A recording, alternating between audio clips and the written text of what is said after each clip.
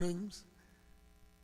My job was to go to the clinic at 5 o'clock, make sure the floors were clean, waxed, all instruments were clean and sterilized, put in place, and ready for the physicians when they came in at 9 o'clock to open up the clinic. One Saturday morning, I was walking, morning like this, rainy, windy, and my sinuses were giving me a fit. I never stopped walking. All of a sudden, I felt the spirit of prayer overwhelm me. And I said, God, you got to do something. And you got to do it right now. I can't do what I need to do in my present condition. And all of a sudden, I felt a wind, kind of like a whirlwind, working its way out of the top of my head as I continued to walk. And in a few minutes' time, all the misery was gone. I was 16 years of age. I discovered what prayer was at that time. It's being in every way honest and earnest and true as you present yourself before God and ask Him to address the need. Ask Him to address the need that is before you. And what His Son and your Savior said one occasion in Scripture, whatever you ask of the Father in my name, He will do it for you. Whatever you ask of my Father in my name, with earnestness, sincerity, commitment, He'll do it for you.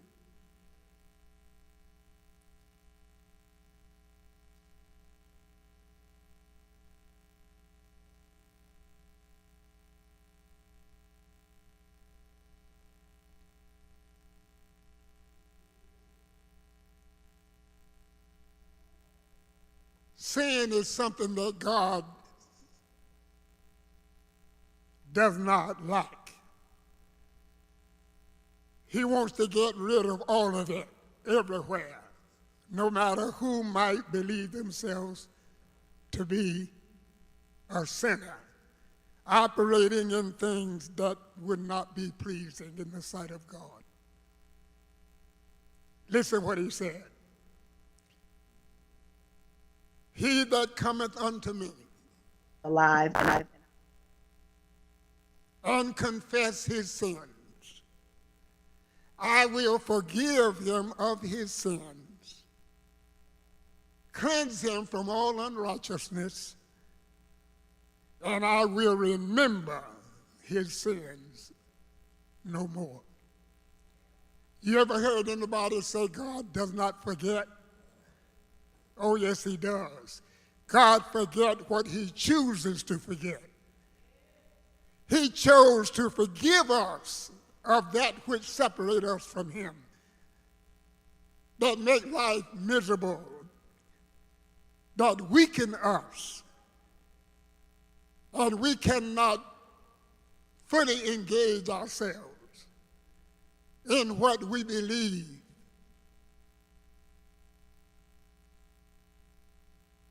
are the wonderful things that we can do when we choose to marry our talents, our ideas, and our visions.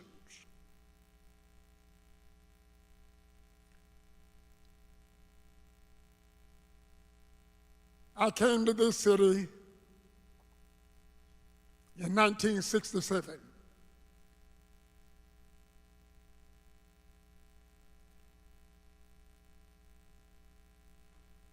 God said, I want you to build a building. He didn't say a church. He said build a building. See, this is not E. Ray Cox Center. This is not New Hope Baptist Church.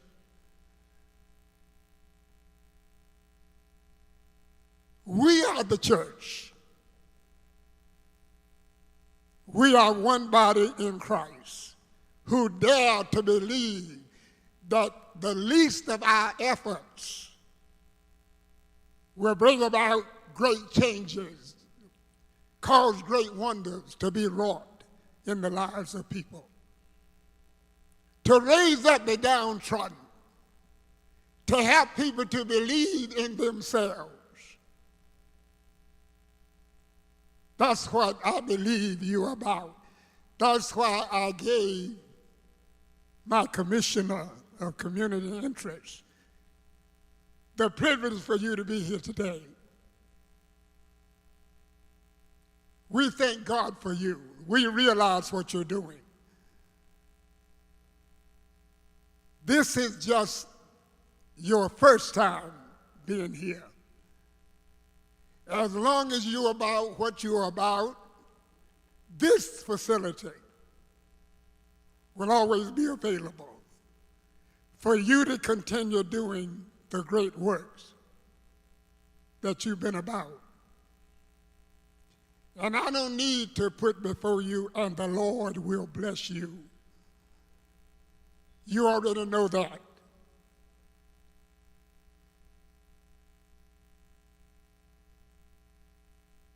When you woke up this morning, it was a blessing. Folk are giving up the ghost. Somebody right now is giving up the ghost. That's how come you can have the Holy Ghost, is because the Son of God gave up the Holy Ghost. Had he not given up the Holy Ghost would not be available to you. God said what he meant. He meant what he said. Had he not meant what he said, he would not have said what he meant. You know why you are about what you are about. That's why you've dedicated your time, your life, your best service to it. And we want you to know that we view you as being a part of our community, to which we should give the best that we have. Don't try to do everything, just do something. And that you can do, make sure you do it to the glory of God. And the richest blessings of God will always be available to you. Eternal God,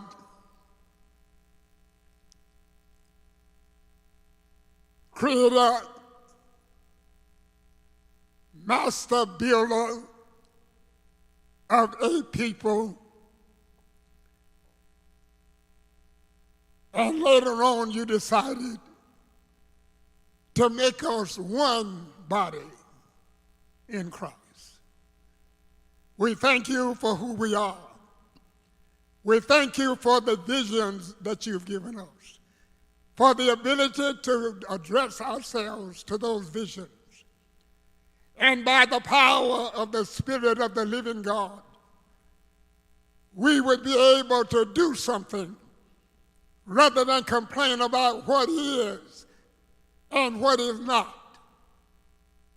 That we would come to you, O God, with the idea that we are enabled by the Almighty God to do something about the misery, the pain, the poverty, sickness, economic depression, every matter, eternal God, that troubles the human race. God, we realize how marvelous your work is. And we thank you for the assignment that you've given us. Help us, eternal God, to be about that same business that your business manager that you call Jesus, whose testimony is, I have come to be about my Father's business. God, if you will, now that he is gone, the business has passed on into our custody. Help us to do it well, to do it continuously, and to do it according to your glory and your praise. And God, if you will grant us such privilege, we'll be very careful to give your name the praise. For we ask it in the blessed name of Jesus the Christ, your Son and our Savior, we pray. And the men and women of God said, amen and amen. Welcome, everybody. It's so good to have you here.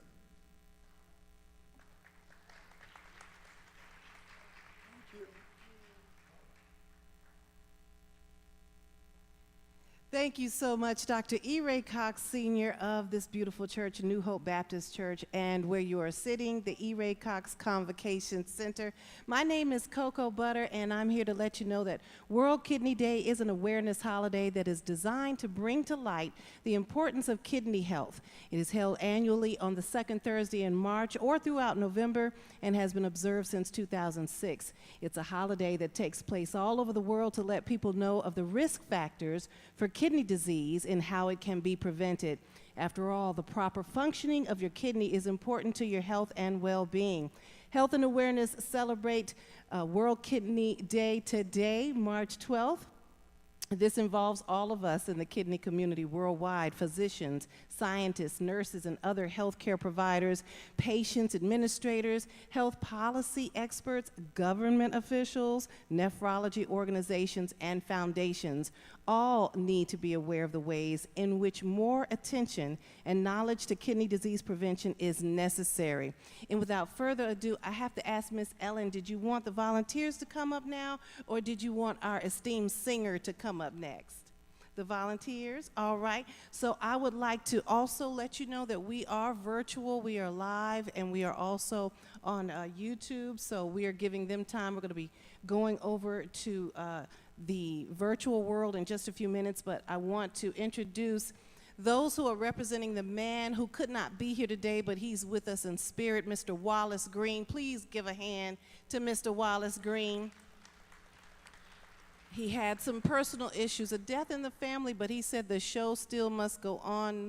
This is what he said to me on the phone, that one monkey never stopped a show, so he is still going on. And he couldn't do it without his volunteers. I'd like to introduce to you Regina Williams. Please put your hands together for them as they come.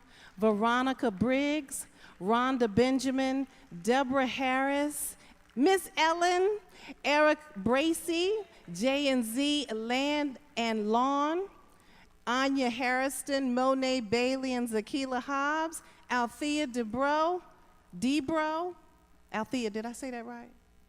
Debro, Althea Debro, Michael Gilead, Tony Taylor, Larice Gilead, Nicole Henley, and Mona Gunn. These are the people who are representing Mr. Wallace Green today, and I'm going to give the mic to Miss Ella. Let me wipe it down real quick. Hold on.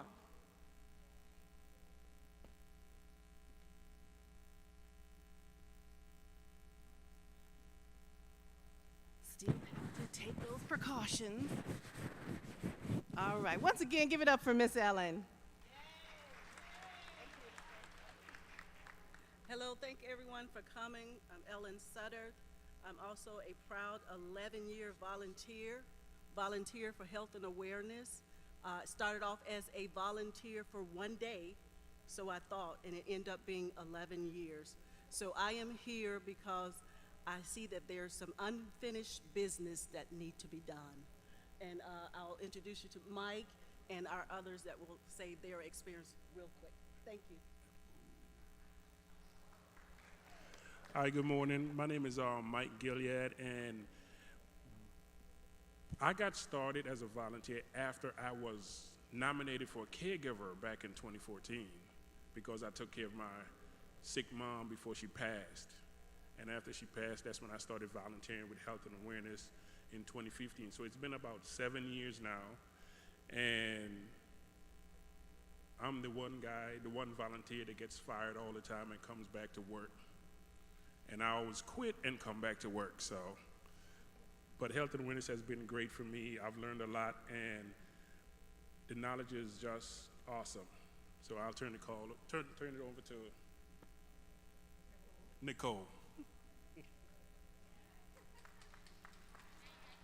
Good morning everyone. My name is Nicole Henley. I have been volunteering with Health and Awareness for going on 4 years now.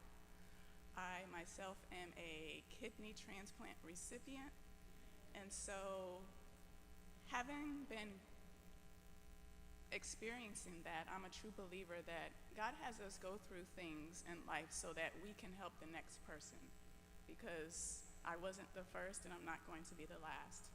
So I believe that it's necessary to help educate everyone that kidney disease can be prevented, and a lot of times the doctors aren't going to tell us how to prevent, they're just going to tell us how to treat, unfortunately. And just like Dr. Cox said, do something. And so everyone that is here today, a volunteer, whether you were just setting up something, whether you're serving food or whatever you're doing, you're necessary. We appreciate you, you're essential, and everybody is important. We all have a job to do, we all need to do something. So thank you so much for being here, and the lovely Althea is next.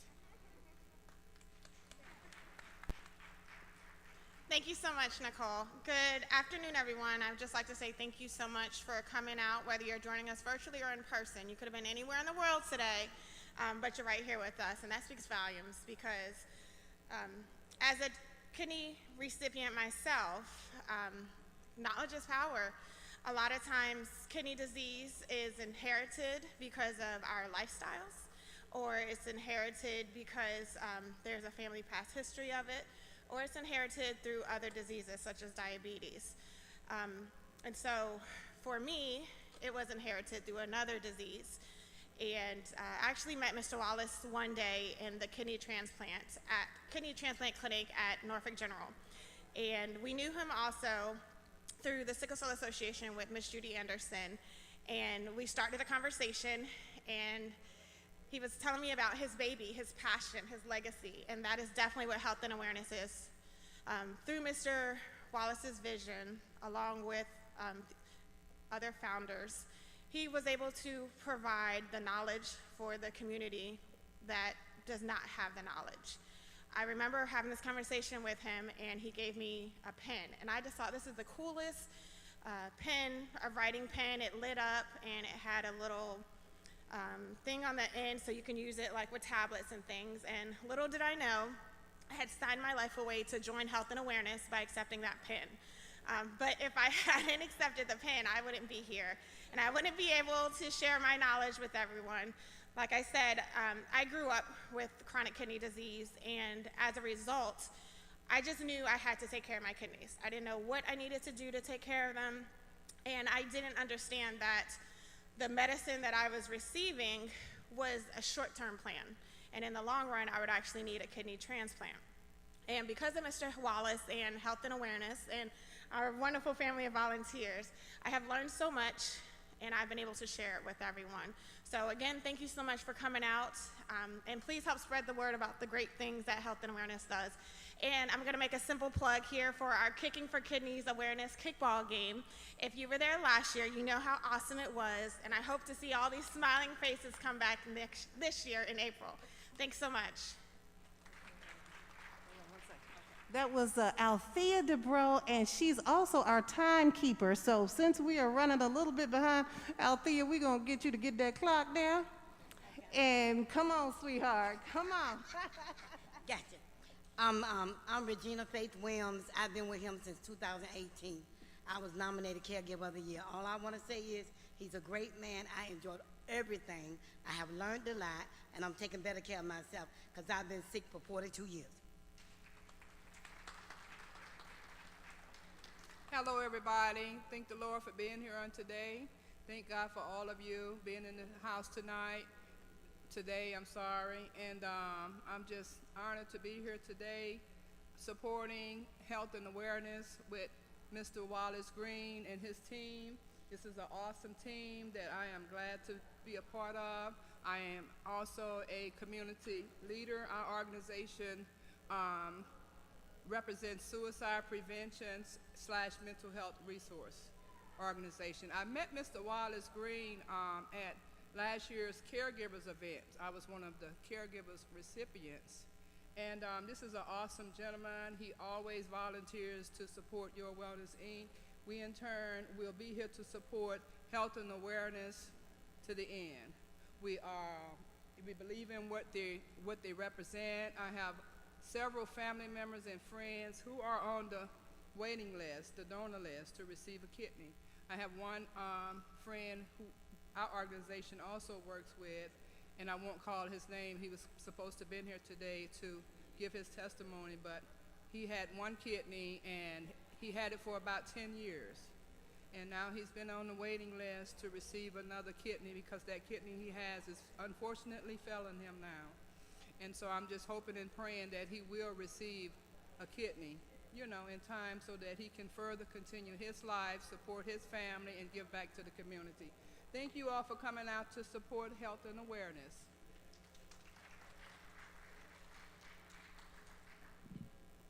Good morning, everyone. My name is Eric Bracey, and I'm the outreach coordinator for Your Wellness, Inc. It's also a mental health and suicide prevention organization.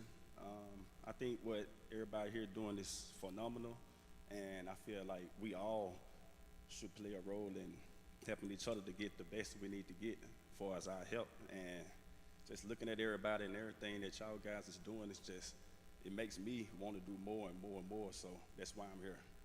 God bless you. Good morning, everyone. My name is Tony Taylor. I'm the Vice President of Virginia Pearls Foundation. We are a 501c3, and we support health, education, and awareness in Virginia Beach and throughout the Hampton Roads area. And I just wanted to say we are so happy to be a partner with this organization and to volunteer. Thank you. Hello, Mr. Bonner. Would you come up, please?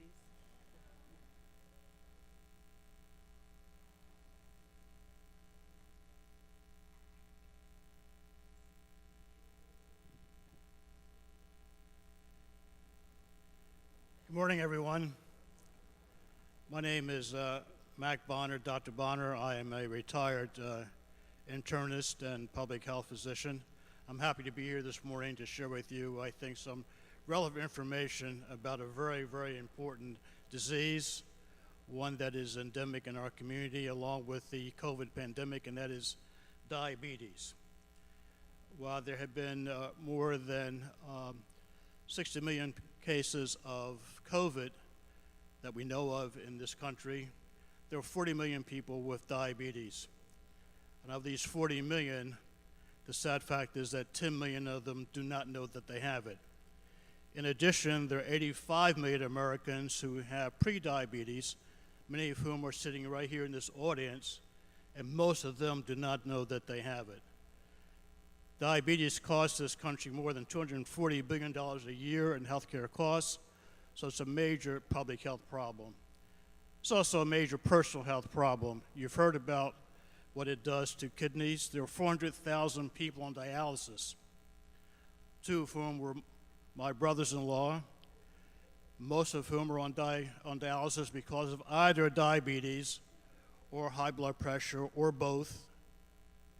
In addition, every day, about 400 people go to hospitals around this country to have toes or feet or legs amputated because of diabetes.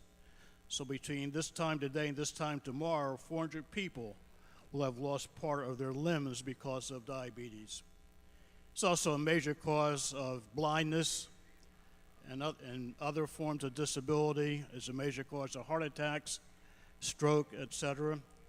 So you can see that this can have a devastating effect upon the individual who has diabetes and upon the family. If that person is the primary caregiver, has to go dialysis, has lost vision or a limb, you can see it has a significant impact upon the family and upon society as well. All of us are impacted by the toll that diabetes takes upon us as human beings. Now, diabetes is diagnosed by a simple blood test, and there are several ways of diagnosing it, and to keep this short, I'll talk about only two of them. You're probably familiar with the fasting blood sugar, and a fasting blood sugar, if it's truly a fasting blood sugar of 126 or more on 2 separate occasions, is diagnostic of diabetes. Well, we tend now to use a more common diagnostic test, which is the hemoglobin A1C. The hemoglobin A1C is not affected by your recent meal or how much exercise, as is your blood sugar. You have to understand your blood sugar varies depending upon when you ate, how much you ate, and also upon exercise. Your A1C, though, is a stable number that changes only very slowly over the past and reflects your average blood sugar over the past 2 to 3 months. But you can equate, or you're able to use a formula to translate your A1C to your blood sugar. An A1C of 5.7 to 6.4 is prediabetes, and an A1C of 6.5 or higher is diabetes. And diabetes is simply chronic elevation of your blood sugar. And we'll talk more about what that means in terms of complications associated with diabetes. In terms of converting your A1C to your average blood sugar, for example, if your A1C is 10, your average blood sugar over the past 2 to 3 months has been 240. So A1C of 10, average blood sugar 240. A1C of 5, average blood sugar of 120. So you can see that you're very easily able to convert your A1C to your average blood sugar, and everyone knows that an average blood sugar of 240 is high. And that is indeed a very, very high blood sugar, and one that will require immediate attention. There are several types of diabetes, and I'll talk to you only about the 2 primary ones. Type 1 is diabetes in which there is no insulin. Insulin is the hormone which is necessary to move the blood sugar, the sugar from the blood into the tissues, primarily the muscles and other tissues where the sugar is used for energy. The sugar is only in the blood as a means of transport to get it to the muscles and other tissue, but it needs to have insulin to allow it to move from the blood into the tissues. Type 1 diabetes is the diabetes in which there is no insulin, and these individuals need insulin from the time of diagnosis. Type 2 diabetes, which is far more common, which represents about 85 to 90% of diabetics, are individuals in whom there is sufficient insulin. In fact, there's more than enough insulin, but there is resistance to the action of the insulin. So it's like a key in a lock. For type 1 diabetes, there is no key, so therefore there's no insulin, the sugar accumulates in the blood. In type 2 diabetes, far more common, the one that I'm going to talk about in the next 2 minutes, there's plenty of insulin, but there's resistance to the action of the insulin, like a key in a rusty lock, and therefore the sugar accumulates in the blood. And that's the more common 85 to 90% of people in this country are type 2 diabetics. Risk factors for type 2 diabetes include advancing age, ethnicity, those of us who are people of color, any color, and family history. We cannot control those risk factors. The 2 that we can control, though, are excess body weight and lack of exercise. For those individuals who are in the pre-diabetic stage, the 85 million, these are the people in the best position to prevent developing full-blown diabetes. And simply by getting more exercise and weight reduction, we can reverse prediabetes to the normal state and prevent the complications associated with diabetes. The complications associated with diabetes are due to the fact that diabetes causes damage to blood vessels. It causes damage to the blood vessels of the brain, the eye, the heart, the kidney, the genitalia, the legs, and the nerves. These complications then are higher risk for stroke, blindness, heart attack, kidney failure, erectile dysfunction, neuropathy, and peripheral vascular disease, or poor circulation. Diabetes contributes to all of these complications. That is why diabetes is such a dread disease. It's not just the high blood sugar itself, it's what it does to blood vessels that's important. Finally, there are other factors that affect those same blood vessels: high blood pressure, high cholesterol, cigarette smoking. All of those must be brought under control. The person with diabetes must be able to manage not only his A1C or her A1C, but their LDL must be brought to goal. Their weight must be brought to goal. There should be no cigarette smoking, and blood pressure must be brought to goal. The good news is that we know that for those individuals who are able to gain all those things to goal and who have no kidney failure, have the same life expectancy. If you're diabetic, those numbers are at goal, and you have no proteinuria, your life expectancy is the same as a person of your same age and sex who does not have diabetes. So there's good news to diabetes. Get your numbers under control. Make sure you don't have any protein in your urine, and your life expectancy will be the same as the individual who does not have diabetes. The bad news is that only 20% of Americans meet those goals. Only 12% of African Americans meet those goals. So I hope this encourages you to get tested if you're at risk, and if you're at risk and get tested and are found to be either pre-diabetic or diabetic, stay in care. Exercise, diet, and perhaps medication. Thank you so much for your time. I've enjoyed being here. This is nephrologist Dr. Bonner. Give it up for him once again. And before he goes, are there any questions for him? Raise your hand if you had any questions. Okay, no questions? Going once? Do you have a question? Stand up so we can hear you. Where's your office at? That's what she asked. I'm retired, but I retired from the Federal Bureau of Prisons, so you didn't want to see me. Oh, wow. Oh, wow. Okay. She not finished. You want to know about that? Yeah. Well, the best way to prevent and reverse all these complications is to get those numbers at goal. There are some individuals who, once their A1C comes down, do get some relief from the neuropathy. It's very variable and individual. The most important thing, get your A1C to goal. And if that doesn't work, there are medications that can be used, but more importantly, get the A1C to goal.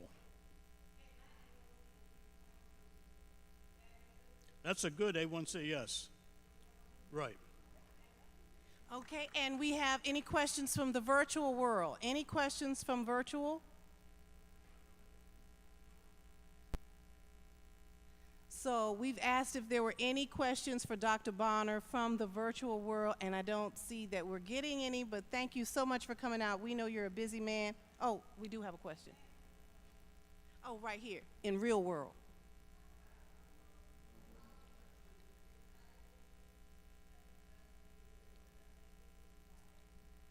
Yeah, if you are pre-diabetic, if you're diabetic, then medication, diet, and exercise.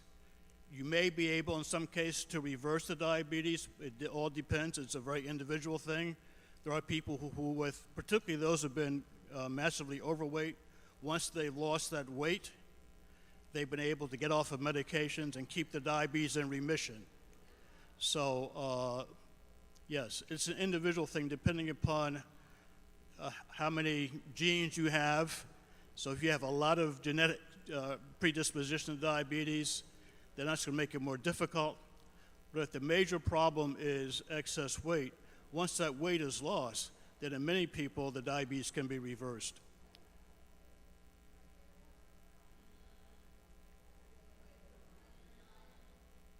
She says, what's a good place? Well, he's retired. What's a good place? Did you say what's a good place to find him?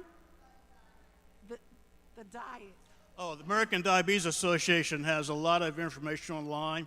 So if you just go American Diabetes, they have something called My Plate, and they have a lot of recipes and other kinds of recommendations. And we have a dietitian here who also is going to give you some information. So there's lots of information out there. You're welcome. Thank you. Thank you. Thank you once again, nephrologist Dr. Bonner. All right, we're going to keep it moving real quick, and because we do have more panelists with great information, but we're going to switch it up a little bit.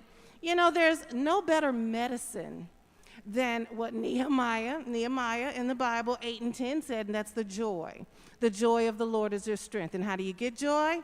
I like to get joy by laughing. That's one way that I get joy. So I am going to introduce to you now, he's a native of Hampton, Virginia, and he's a disabled military veteran who currently works as a government civilian for the Department of the Army. This man has been making a name for himself since starting comedy in February of 2013. In his first 10 months of comedy, he won 3, not 1, not 2, but 3 Clash of Comics competitions at the VA Virginia Beach Funny Bone. And at the end of his first year of comedy, this former military Army officer partnered with various military bases to put on monthly comedy shows for the military community. Team Fred also conducts a seminar called Humor Your Stress that he gives to everyone, and I have been delighted to take a class as he being my mentor. I would like for you to please put your hands together and welcome Fred McKinnon, AKA Team Fred. Hey, let's give Coco a round of applause. Come on, y'all can do better than that. We out here in the rain. Let's make some noise. I'm wet too, so we might as well have fun if we're going to be here. Amen? So I just talked to Wallace, and he's very excited about today's event, and we're going to try to get back on schedule. But he told me I have to do one joke every time I touch the microphone. That's in my contract. I know health is wealth, but I believe that also you have to be mentally, physically, and spiritually well as well in order to be well-rounded. So in an effort to keep my daughters healthy, I sent my daughter to a Christian private school. 2 weeks before the school year started, they told me to bring her down there for an assessment test. I had never heard of an assessment test before, but I took her to the church. She was in there for an hour, family, taking the test. After an hour, she came out laughing. I said, "Baby, what's funny?" She said, "Daddy, I knew all those answers." So I felt proud as a father. So to celebrate, I want to take her to this place called Sweet Frog to get some yogurt. On the way to Sweet Frog, Miss Hope, they called and told me that they caught my daughter cheating on the test. I said, "How do you catch a 5-year-old cheating?" The lady said when she graded the papers, that's when she realized she was cheating. The first question, how many disciples walked with Jesus? She told me the little boy sitting beside my daughter put 12, and my daughter put 12. I said, "Wait a minute, I'm not a Bible scholar, but that's the right answer." She said, "Yeah, Fred, let me finish." Family, the second question on the test, how many days did it take Jesus to resurrect?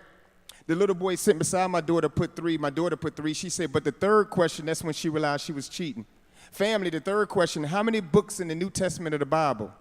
The little boy sitting beside my daughter said, "I don't know." My daughter said, "Me either." They told her she was cheating. All right, so we're going to keep the show rolling on. Coming up now, we have an international superstar that I'm being told. I'm very excited to see her. She's also a recording artist and a radio host and a host of A Dose of Hope. Put your hands together, Miss Hope Cherie.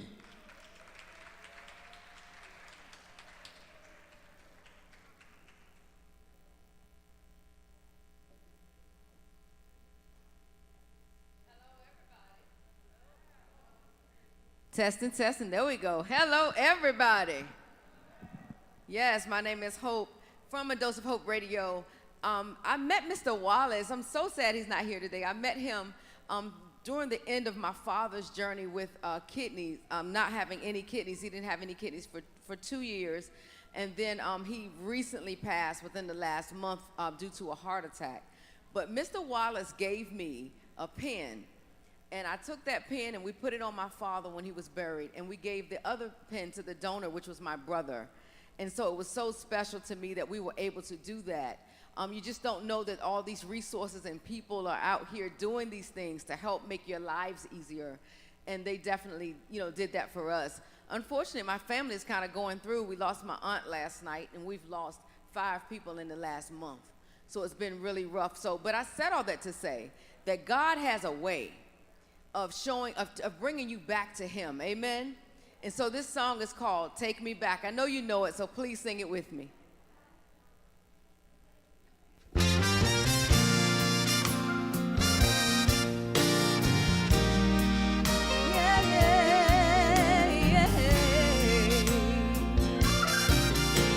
By my mentor, Pastor Andre Crouch. Take me back. Can y'all hear it? Yeah, yeah. Take Let me hear you. To the place, the place, yeah. Take me back. Take me back. Take me back, dear Lord, where I first believed. Now I want to hear you guys sing it with me. Take me back. Take me back. Take me back. Take me back, dear Lord, to the place where I first received you. Take me back. Take me back. I need to go back. Take me back, dear Lord, where I first believed. Sometimes I feel like I'm too far from you, Lord, but I hear your voice calling me. The simple things that I once knew, the memories are calling me. I must confess, hey, I've been blessed, but my soul's not satisfied. Renew my faith, restore my joy.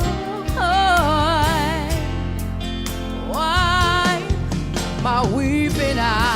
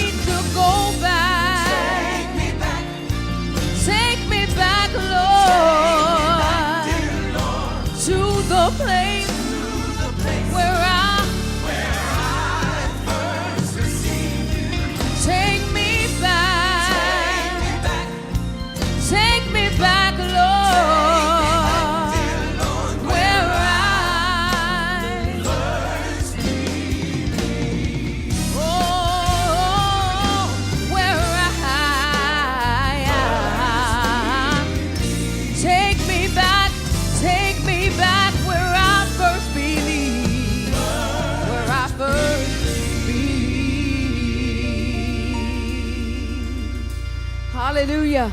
See, it's important to go back to the place where you first believe, because as life gets hard and journeys get rough, right, we have to go back to the place where God first showed himself to us.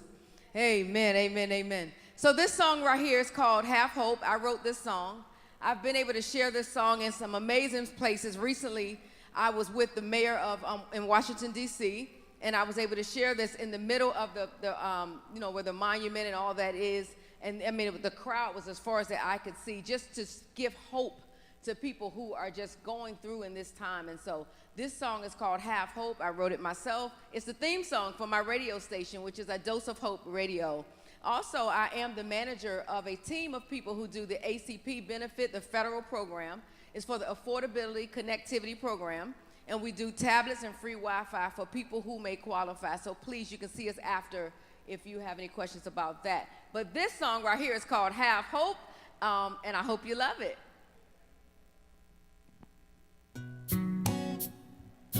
Ooh. Yeah. Ooh.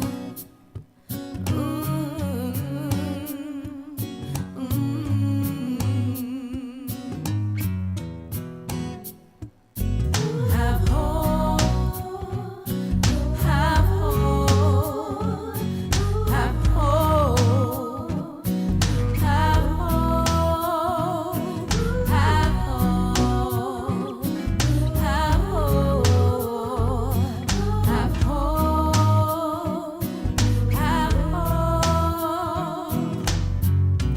Have you ever had a dream for your life? You gotta do it now. So what if you make a mistake? You better get up and get up on your way. Don't let nobody stand in your way. Have hope there'll be a brighter day. Find time, you gotta make up your mind. You can do it. Hey, just have hope. Have hope. Have hope. Have hope. Just have hope. Have hope. Have hope. Yeah, yeah. I know that life is hard sometimes. You gotta fight it hard. I know if God gave it to you, you're gonna get it. He's gonna see you through. Don't worry about the time or the day. Know that God is gonna make a way. Stand up and believe in yourself, or you can do it. Hey, just have hope. Yeah, yeah, yeah, yeah. You gotta have hope when you're feeling down and no one's around. Even when the bills gon' make, and even when you feel so sad, I wanna leave hope with you. So have hope, yeah. Have hope. Have hope. Have hope. Don't give up now. No, no. Hang in there. Yeah. Just have hope. Even when the bills don't make, even when you feel so sad, I wanna leave hope with you. Don't give up. Don't give in. In the end, you're gonna win. So just have hope. Just have hope. Have hope. Have hope. Thank you, guys. Again, my name is Hope Cherie. My website is adoseofhope.org. And give a big round of applause to my mama. Hey, Mama. Let's give Miss Hope another round of applause for those two beautiful songs. Make sure you follow her on social media. Make sure you also visit some of our vendors. They are here to support you and put out great information about health. Also, I heard we got Pollard's Chicken Truck out front. So if you get a little hungry, you want to get some chicken, please go out front and you can partake in Paula's chicken. So let's give Ms. Hope another round of applause. All right, Sam, now we're going to bring up another panelist, and what we're going to do is have her put our information, and then we're going to open up to questions. So I have the distinct pleasure of introducing Miss Caroline Fornshell. Hope I didn't mess that up. Okay. She's a seasoned registered dietitian and over 15 years of supporting afflicted patients to optimal longevity through group education and one-on-one nutrition. I need some of that. I need some nutrition in my life. She owns oh, really? They don't give me this stuff beforehand. You can't make this stuff up. So I'm reading. I'm very impressed with her credentials. That's why I'm excited that she's here today. So forgive me for getting excited. But again, she's about helping people live a healthy life in nutrition. So without further ado, Ms. Caroline Forshell.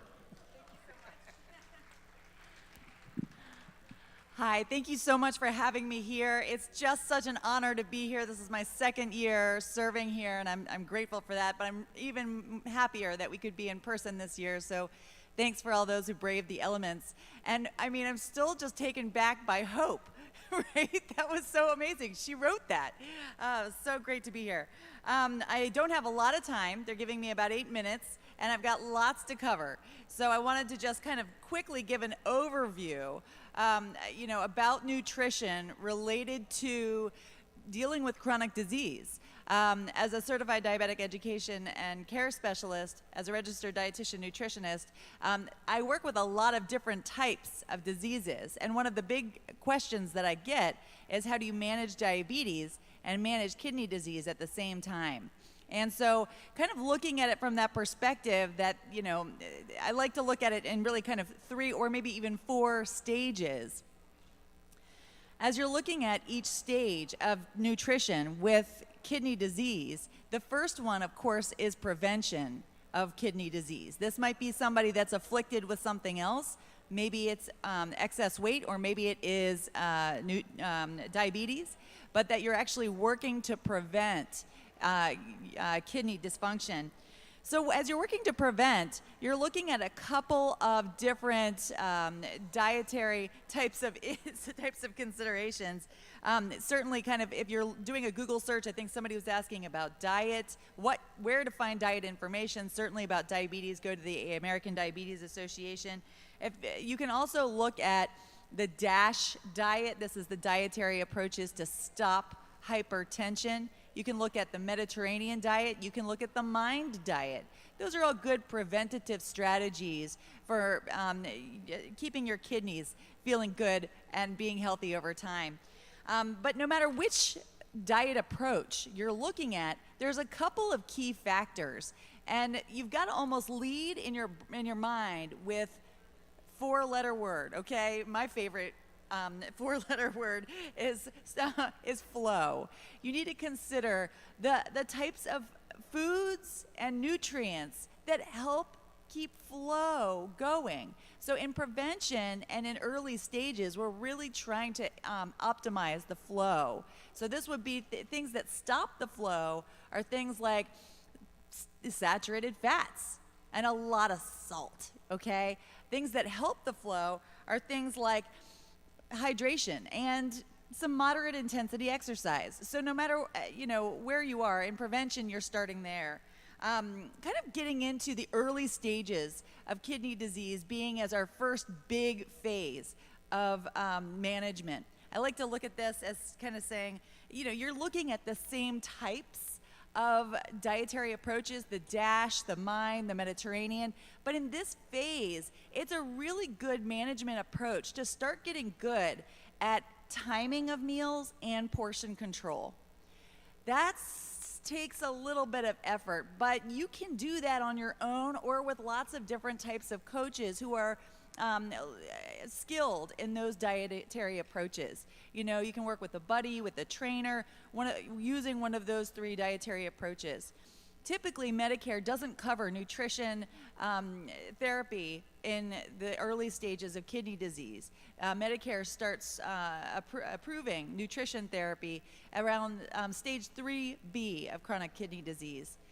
If you don't have Medicare, if you have Medicaid, if you have another type of payer, Blue Cross or whatever, they typically do cover nutrition therapy early on, and most of the time it's totally free. So that's great. But as you're kind of moving into that stage of the early phases of chronic kidney disease, it is wise to have somebody there with you. You know, somebody, a trusted coach, a dietitian, somebody who can help you with one of those 3 strategies. But timing and portion control are your biggest friends. And it's something important to kind of help you build a foundation for a healthy outcome with your kidney, to get timing and portion control figured out in this stage. If you also have diabetes, then you're also looking at those 2 important pieces of the puzzle to help. So by the time you're kind of in that stage 3A of chronic kidney disease, I'm wanting people to have mastered fluid, salt, moderate intensity exercise, saturated fats, but also an eating approach that allows for maximum flow, like DASH, Mediterranean diet or MIND. As things heat up and you kind of get, the disease progresses into stage 3, chronic kidney disease, stage 3B, 4, and even into the early 5s, you're really looking at our big phase 2 of the management of this disease. And in this stage, you're really looking at very individualized care and nutritional approaches. And you should be working with somebody, a registered dietitian, nutritionist, who's a specialist in nephrology. At that stage, though, you're focused more on your phosphorus, your potassium. You need somebody to help you read those labs and make the right decisions for you based on what you're struggling with. So as you move out of that early stage 1 through 3A into stage 3B through 5, it's a different type of management. Kind of looking at it and segmenting it that way can help your mindset too. Because if you have stage 2 or 3A, it's like, great, maybe even 3B. You might not need to consider too much about your phosphorus or your potassium, okay? So I don't want you to worry about the wrong things at the wrong time. But as you move into that 3B, 4, or 5, you've got to start paying attention to those things most often. But that's very individualized. It's not actually everyone. And then, of course, as you move into end stage, then you're working, with dialysis, and you're working with a registered dietitian nutritionist on site. But if you look at it in those phases, prevention, 1 through 3, 4 and 5, and your end stage, you can kind of figure out how to look at the dietary approaches that would serve you the best and start working with the individuals that would also support your best health outcomes. So in the meantime, if you're just doing a Google search, check out, the DASH diet, the MIND diet, the Mediterranean diet if you're early on. But really emphasize the salt intake in your life. Simple but important. Consider your flow with a healthy water intake as prescribed, and let's make sure that you get a little bit of safe exercise while you're also managing your fats. So it sounds simple, but working with an individual can be who's trained to do so can be really life-changing, especially if you include the people who share your refrigerator and the people that eat with you in general. If they can get on board and you can bring them with you so that everybody's on the same page, it just helps with mitigate that resistance that sometimes happens when you're trying to make healthy changes, but it's too hard if everybody else around you is not on the same page. So bring your loved ones to the right dietary professional so that you can get the health outcome that you're looking for. Okay, guys, thank you so much for having me. If there's any questions, I'm here. If there's anybody that needs to have a nutrition professional, I'm going to just leave some phone numbers and stuff like that up here. We do have people who work with me that are trained nephrology dietitians. Okay, all right. Could I have everybody's attention, please? Everybody's attention. Can we kind of keep the noise in the background down while the panelists are speaking so that our virtual world can hear? There will be plenty of opportunities to go around to the vendors, but while they're putting out this information, some people can't hear because of the excess noise. I'm just a messenger. It's coming from a place of love, but we're asking if you could be quiet. All right, so we got some questions that we're going to come from the virtual world, so we're going to at this time pass it over to Pastor Glenda for any questions for Miss Caroline.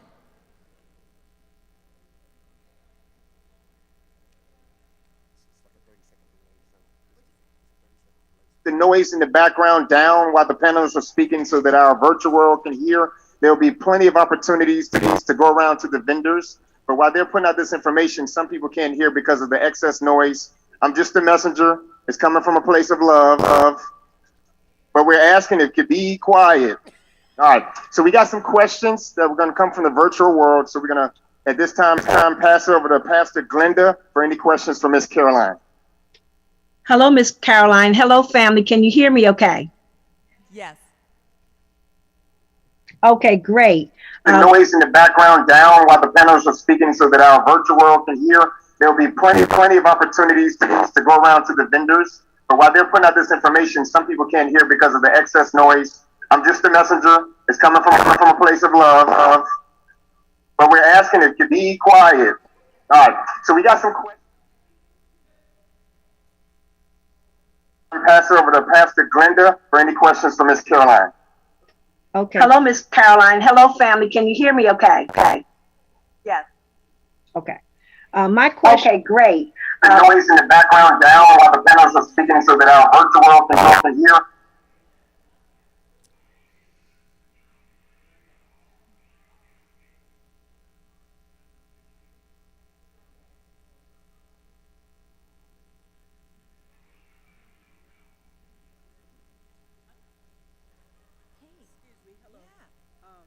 I don't know if they could hear us, but Miss Caroline. Okay. Hello, Miss Caroline. Hello, family. Can you hear me okay? Okay. Yes. Okay. My question. Okay, great. The noise in the background down while the panelists are speaking so that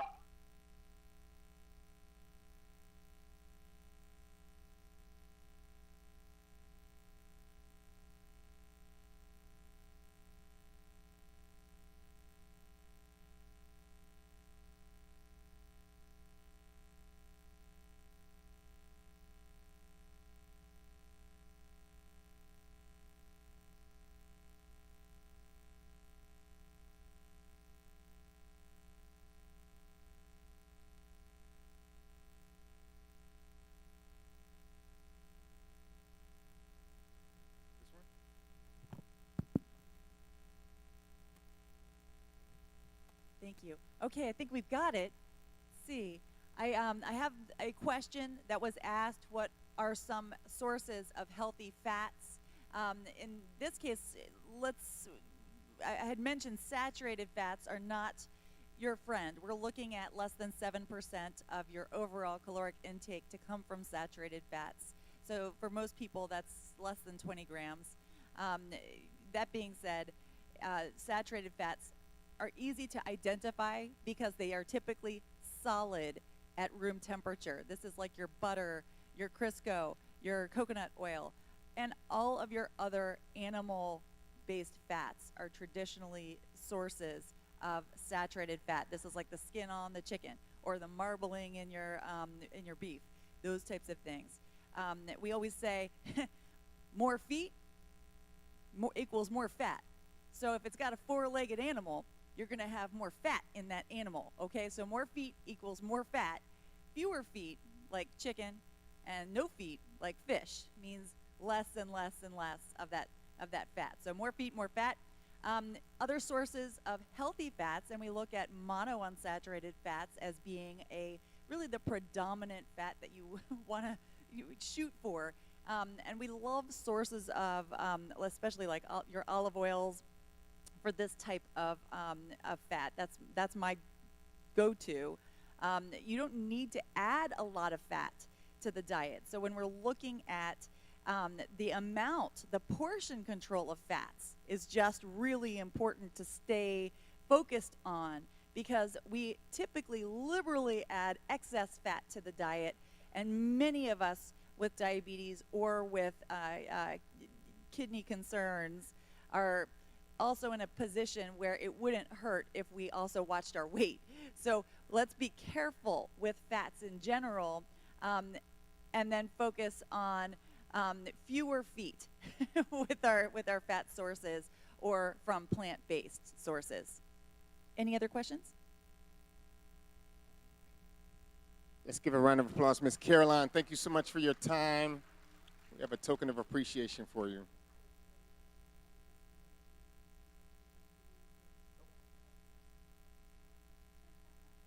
I think the picture girl went to go get chicken, but we're gonna step on it.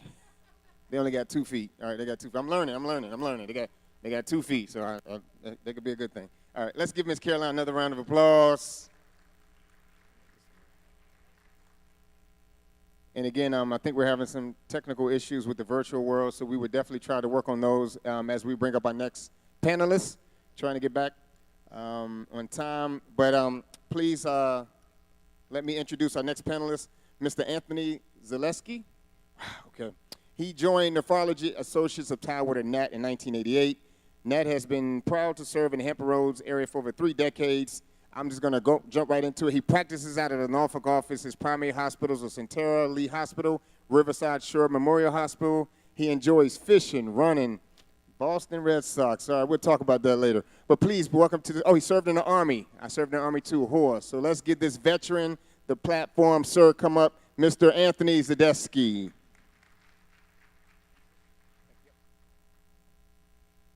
Hello. So, as you heard, that diabetes and hypertension are really common diseases.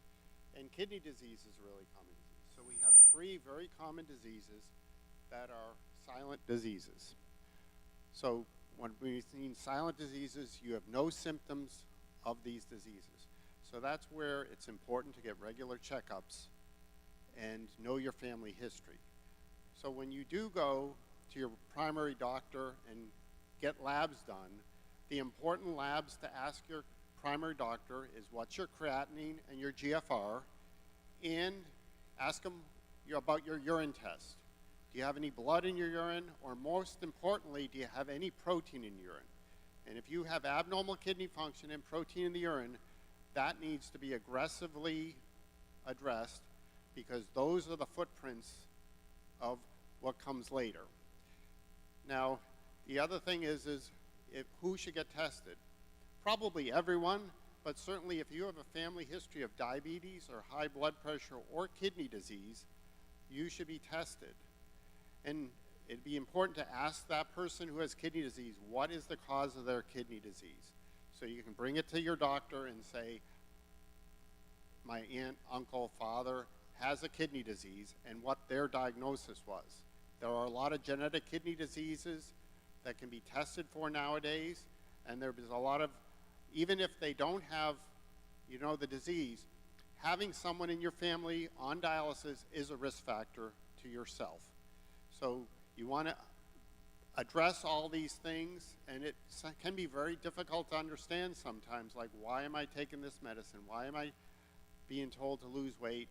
But if you pick it up early with the footprints of disease, you can really help protect your kidneys for a much longer time. And there's a lot of things that we can do now to protect kidney disease. And the things that are coming out are more and more. And so it does not, don't give up. And even if you have trouble with the medicine, it's important to go back to the doctor and address it. I really promote home blood pressure readings, which means have your own cuff at home. Check your blood pressure a couple times a week and know what your number is. The top number is the systolic, the bottom number is the diastolic. Normal blood pressure should be about 120/70. So even if your home readings are in the 130s or even 140s, they may not seem that bad. If you have the footprints of a kidney disease, that changes your trajectory. So you really want strict blood pressure control. It's really important to know all your medicines. Don't depend on any computer lists because they're often wrong. You got to know all your medicines. And when we say your medicines, that means over-the-counter medicines and any health food store drugs.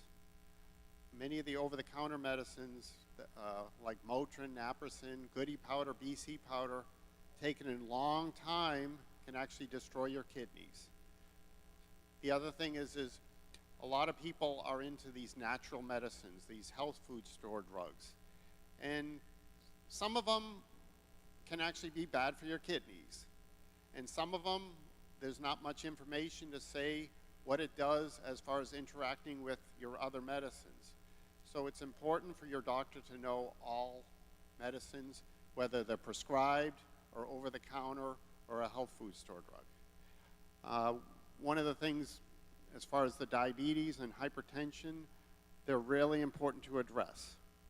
And as in activity, exercise always is important.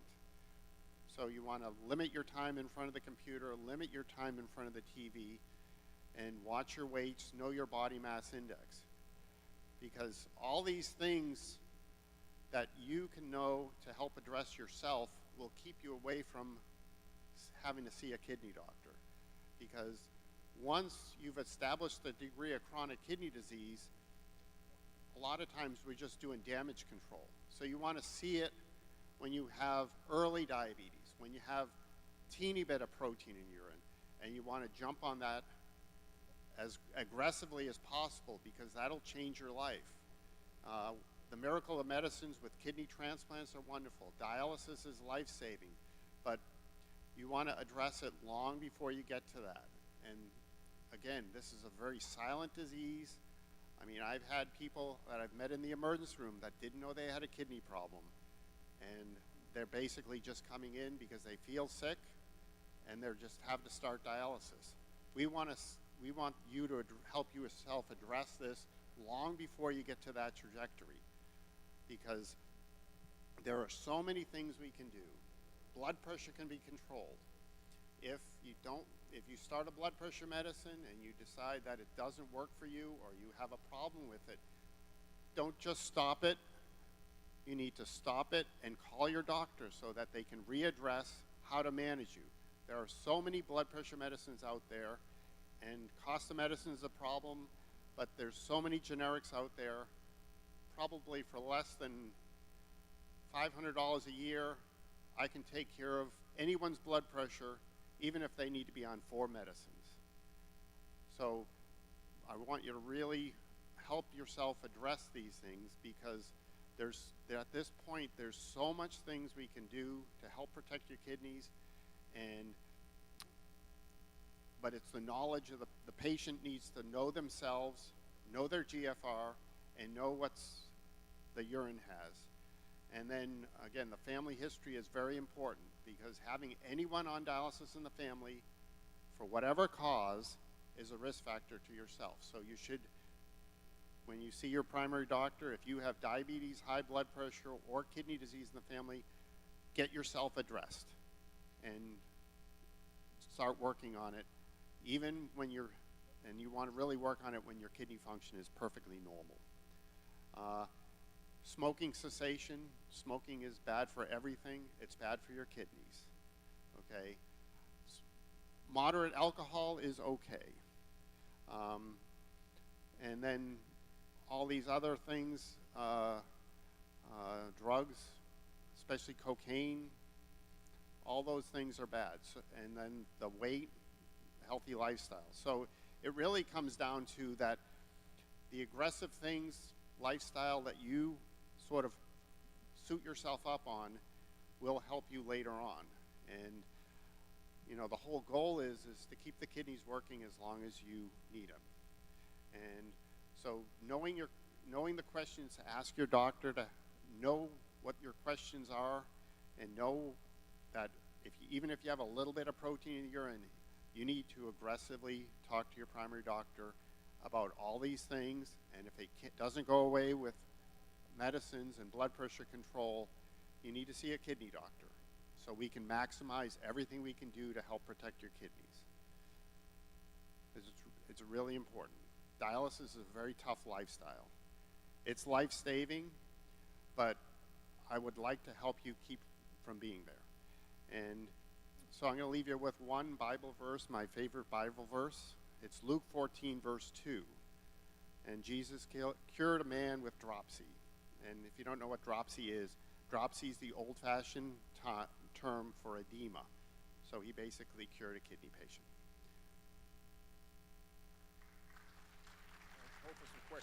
Let's give a round of applause. We do have some questions. I believe the virtual world are going to text the questions to Ms. Ellen, so we'll be able to get their questions answered as well. I know I have one question. I try to work out, stay healthy, so I know you mentioned about taking some of these health products. What do we look for in these health products? Because all of them sell us on the fact that they're healthy for our systems, but is there anything we can look for in reference to knowing which ones are more healthy than others? Well, I think the problem is when I first came,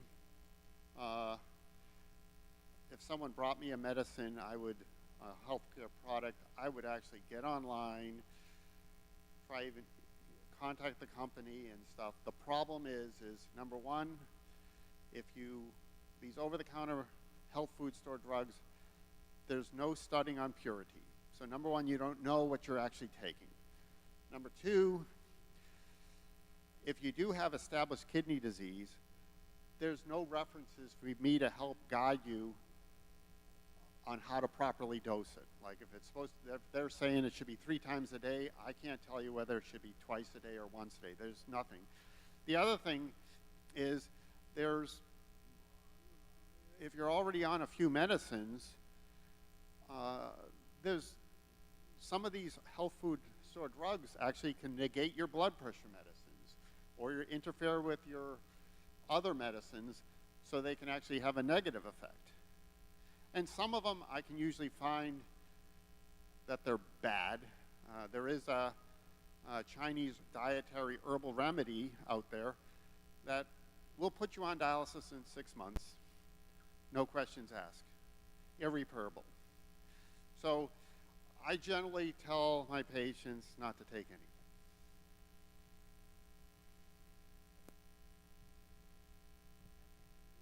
Okay, we didn't have any questions. We have one question from the audience member. Yes, ma'am.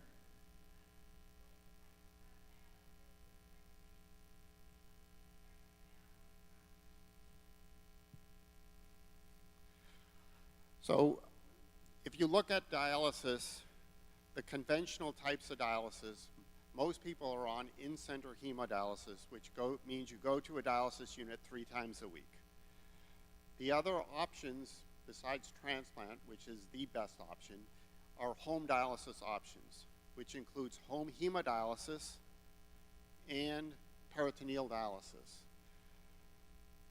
The literature clearly shows that people doing home dialysis do better, okay? And for multiple reasons. The self-care, the flexibility of the care, and of the majority of people doing home dialysis, peritoneal dialysis is the most common. But it is a self-care. They have to put a type of catheter in your belly, and you put fluid in and out of your belly either multiple times a day or hook up to a dialysis machine at night that runs it in and out. And that is a great option.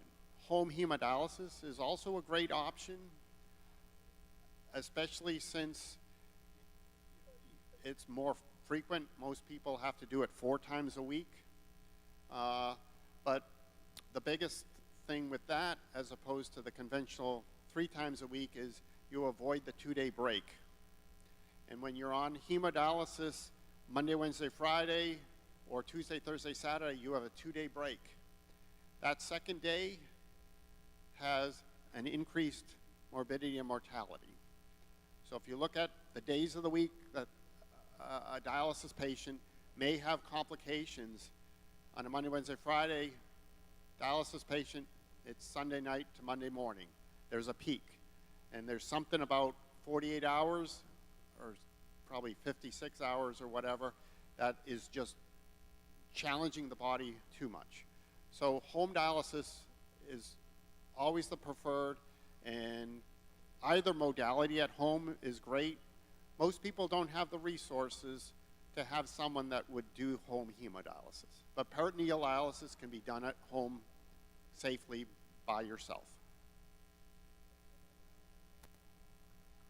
All right, let's give Dr. Zielinski a round of applause for their information.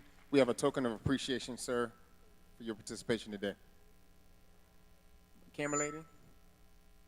Camera lady?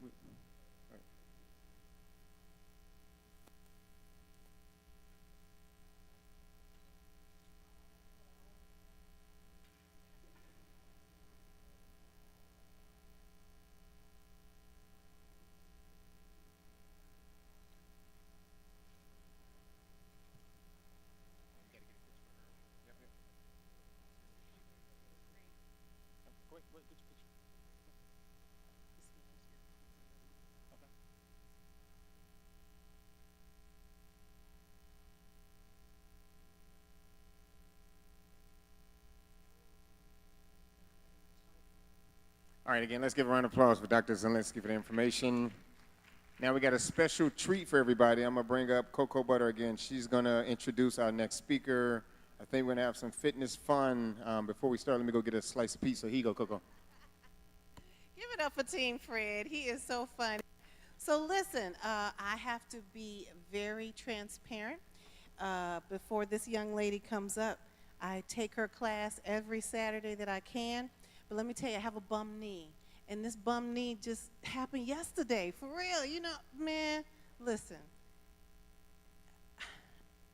I'm contemplating if I should tell my age or not. Let's just say I'm pushing 60 real fast. And your body lets you know real fast. Your mind is like, oh, I'm in my 30s. Your body is like, no, you're pushing 60. So what I love about this next young lady's class is that you can modify. Now, she goes hard. I mean, she goes hard. But for someone who might be a little bit overweight, that's probably why I got this bum knee, because I'm a little bit overweight, and you need to get into fitness so that you don't catch the diabetes bug from being overweight. So it's not just the sugar. The sugar adds to you picking up some pounds and then crushing your bones and making your knee come out sometimes. So what I love about this next young lady's class is that she has modifications for it. And you do want to be fit. She has the best music, so it makes it fun. So if you're like me and you don't look just like jogging and running, which she does every day, not I, but I do need to start walking more. Or if you don't just like doing all those sit-ups and crunches and, oh my God, burpees and squats, this is the class that you need to come to. She incorporates all that as well, but she has modifications for people like me. So please put your hands together for none other than my sister, my best friend, Candace Alexander of Intense Fire Fitness. And I'm going to join her.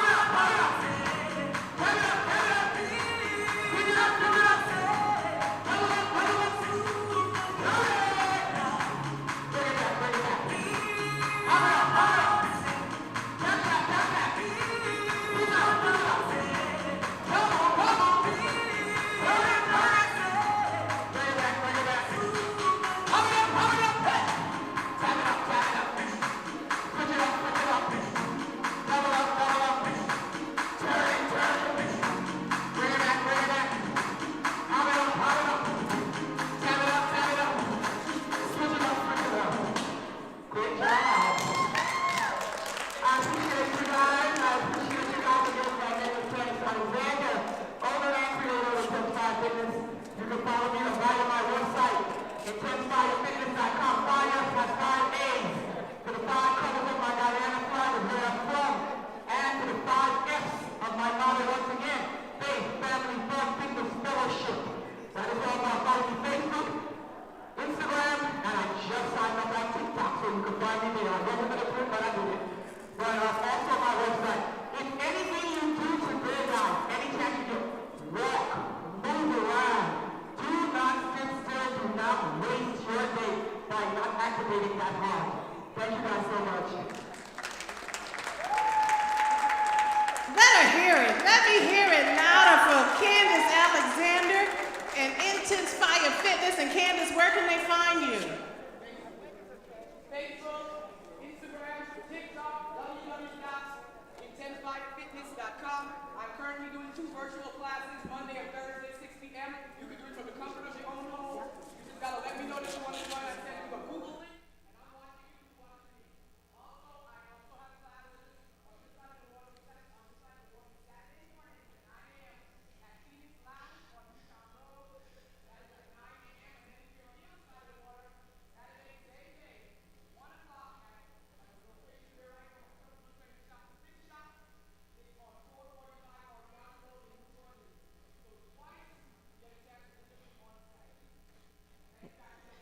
All right.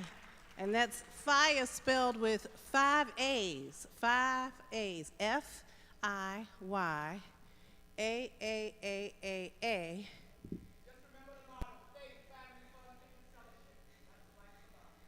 All right, Miss Ellen, what you want me to do? Yes, Pollard's Chicken, Pollard's Chicken, Pollard's Chicken. If you're getting hungry, they are out there waiting to serve you. He's gone? You say you just left? Oh, I didn't get a chance to get any. Anyway, I didn't need it anyway. You see, I'm still catching my breath from just those 3 songs. Imagine 1 hour and a half of that. Ooh, okay, listen, we want you to visit all of our vendor tables. We have United Healthcare right here. Give them a hand. Right here, United Healthcare. And I'm going to go around and get all of their names, but I really need you to visit diabellaspa.com, diabellaspa.com. Learn how body contouring can help you to reach your weight loss goals. Lose fat in inches in waist, back, and arms and legs with no pain and no surgery. Get ready for your transformation with body contouring at Dia Bella Spa. And we're getting ready to have our raffle. Did everybody get their raffle tickets? 1 ticket for $5. Okay, 1 ticket for $5, 3 for $10. And you will be winning the Dia Bella Spa $50 gift certificate or the grand prize from Dia Bella Spa. Check this out, $700, is that right? $700 gift certificate. So get your tickets. Where do they get their tickets for $5? Someone's coming around. She's waving her hand. So if you would like a chance at a $700 Dia Bella Spa gift certificate, all you need is $5. Get your tickets, and we will raffle them off as soon as we get some sold. And we're going to keep it going for the virtual world as well. Yes? What'd she say? What'd she say?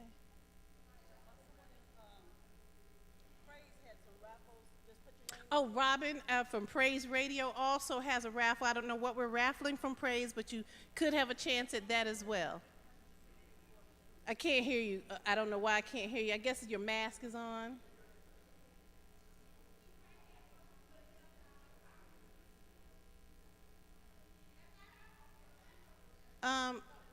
What's your name? Okay. All right, ladies and gentlemen, while you all buy your raffle tickets for $5 back there, I'm going to introduce your next panelist. Eleanor Nolan, PharmD, has worked as a pharmacist in the public health sector and in a community pharmacy setting for 18 years, 6 of which have been in consulting, including most recently being a COVID vaccinator. She earned a Bachelor of Science degree in chemistry at Virginia Commonwealth University and a Doctor of Pharmacy degree from Hampton University's School of Pharmacy. Eleanor is a member of the local American Diabetes Association. She spoke on topics such as vaccination advocacy, health screenings, flu clinics, diabetes awareness, today, medication safety, poison control, and Eleanor developed standing orders for antiviral use under the Food and Drug Administration. She deployed to Mississippi for Hurricane Katrina relief to provide pharmaceutical support for the residents in the affected area. She is passionate about motivating and helping people with their personal self-care goals and working towards a plan to create for themselves towards better health and living. Please put your hands together for Ms. Eleanor Nolan, PharmMD.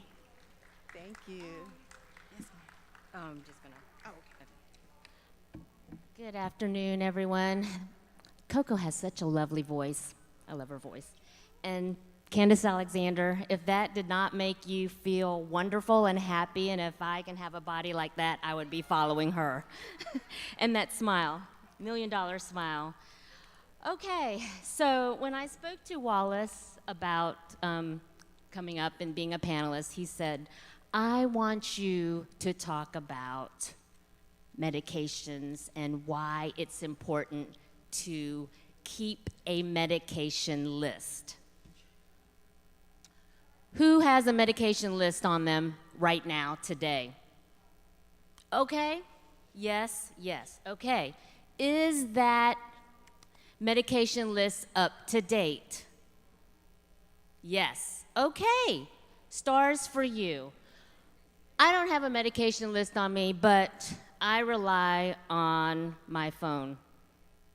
We shouldn't do that. You heard Dr. Zelensky said, don't rely on electronic medical records because sometimes they're not up to date, sometimes the information doesn't transfer, and sometimes they're just not linking up.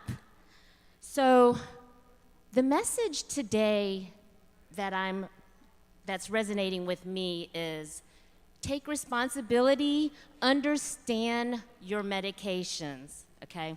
So I'm gonna dissect that medication list. So if you don't have one, today would be a good time to just start writing it down. Start writing those medications down. Include the herbals, over-the-counter medications, because as our earlier speakers mentioned, they said sometimes those medications can cancel out something that we're already taking. Sometimes they may affect or worsen our condition. So include herbals, over-the-counter medications on that list.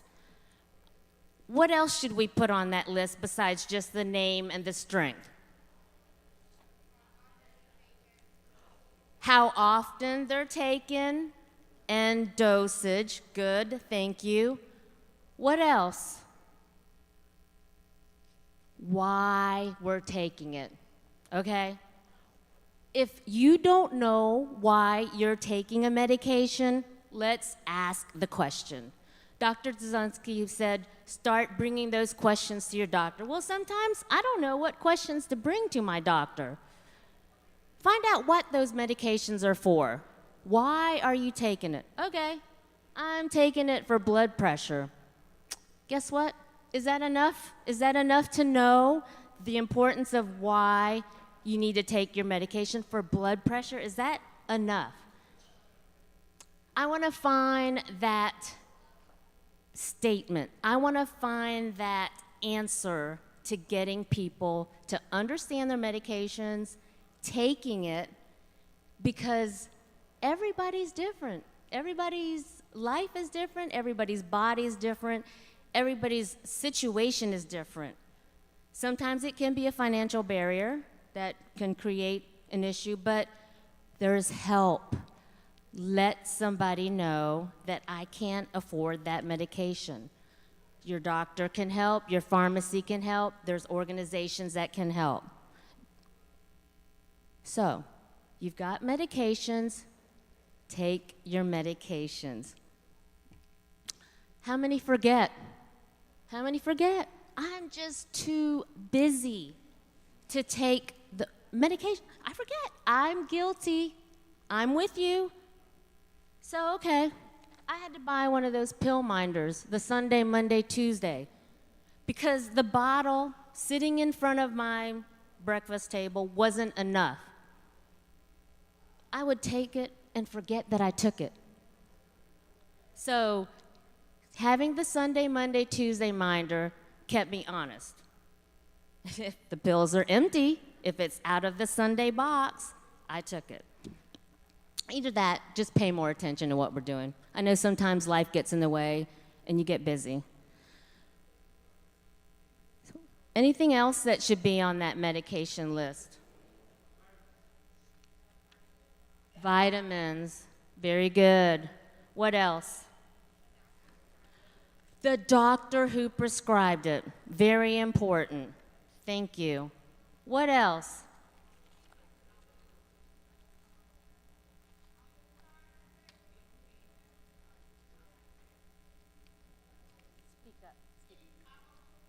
Topical solutions, anything that we're applying on our skin, anything that we're putting on in our eyes. Very good answers. I appreciate your input. That lets me know you're listening.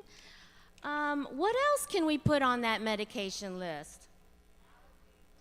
Allergies, yes. And don't just stop at listing what the allergy is. List that this is how I reacted to a medication. This is what made me sick. So that way, if you're ever prescribed again, they're going to stay away from that or choose something different. Anything else? Yes, thank you. Emergency contact. Yes. Why would that be important? In case of emergency. So, okay, maybe you don't want your brother or your sister to know what medications you're on. My brother and sister does not know what medication I'm on, but maybe keep the list somewhere where if they need to get it, say, hey, that's where it is. That's where that's the safekeeping of your medication list. Another reason why that's helpful is because when I worked in the ED, the patients can't tell us what medications they're on. So I'm left with trying to find what medications are on, looking up in the electronic medical record, and sometimes they're outdated, sometimes they're not current. And so anyway, let somebody know, because that's who we're contacting. We're contacting your emergency contact. We're going to ask them, do you know what medications they're taking? So if you are the emergency contact for someone, you better know what medications they're on. Okay, I've got maybe 1.5 minutes left. So the message today should not just be do this, do that, exercise, eat healthy.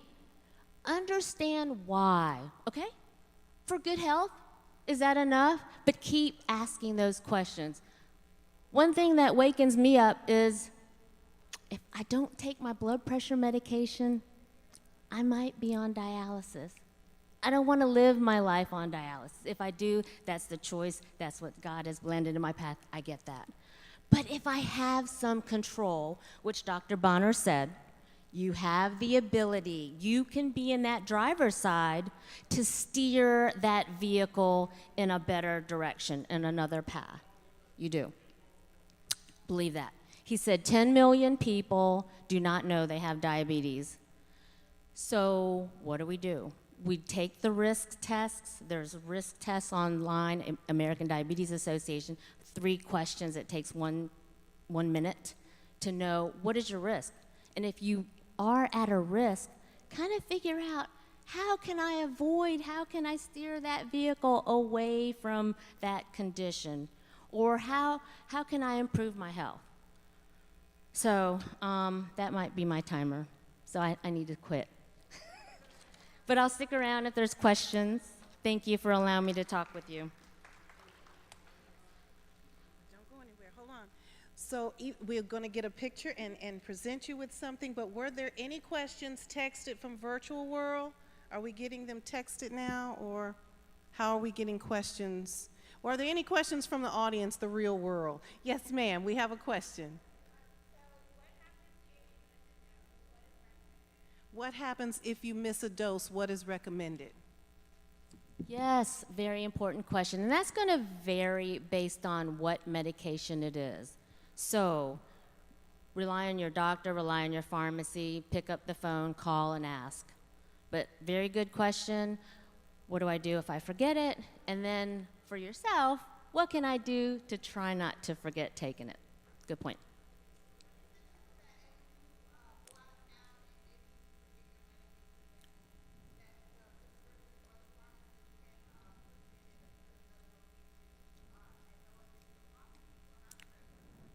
Okay, so the question is related to what happens when you go out of town and you forget your medications, right? That happens a lot. And I know when the weather's going to get warm, we're going to be packing our bags and we're going to be looking forward to getting out of town, and we forget our medications. So what do? Okay, you can go to the pharmacy, and some medications are not that simple to transfer the controlled substances. But most of the time, there's vacation overrides through the insurance that can allow you to get your medications out of town. So did I answer your question? Okay, good question. All right, we do have a question from the virtual world. Is there a major difference in the power and effectiveness between generic and prescribed drugs? Generic and prescribed drugs. Okay, we are all different. Okay, the generic and the brand name, that's what I'm assuming they're asking. Generic and brand name, what is the difference? Most of the time, cost. The active ingredient has been tested to meet the same standards as the generic. But there are these things called excipients, which are the inactives in the medication. So sometimes individually, your response to it may not be exactly the same, but beneficially and clinically, it might just offer you the same benefit. Cost is the biggest factor in that. I think you already answered this question, but it was, what if I miss a dose, should I double up? Check with your pharmacy, ask your doctor. It will definitely depend on what medication you forgot. Absolutely, but that's a very good question. Try not to forget. Try to remember, associate it with something you do at that period of time. So if it's a morning medication, put it where you're at in your morning, your breakfast table, wherever. If it's an evening medication, put it by your nightstand. And hey, use your phone. Remind yourself, got to take my night medicine. But yeah, absolutely. Awesome. Thank you. Give it up once again for pharmacist Eleanor Nolan.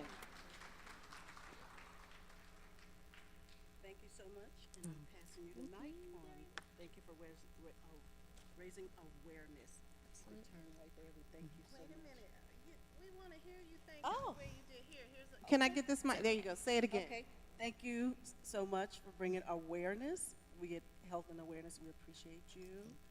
And we want to thank you. We pass to you the mic, and you keep speaking.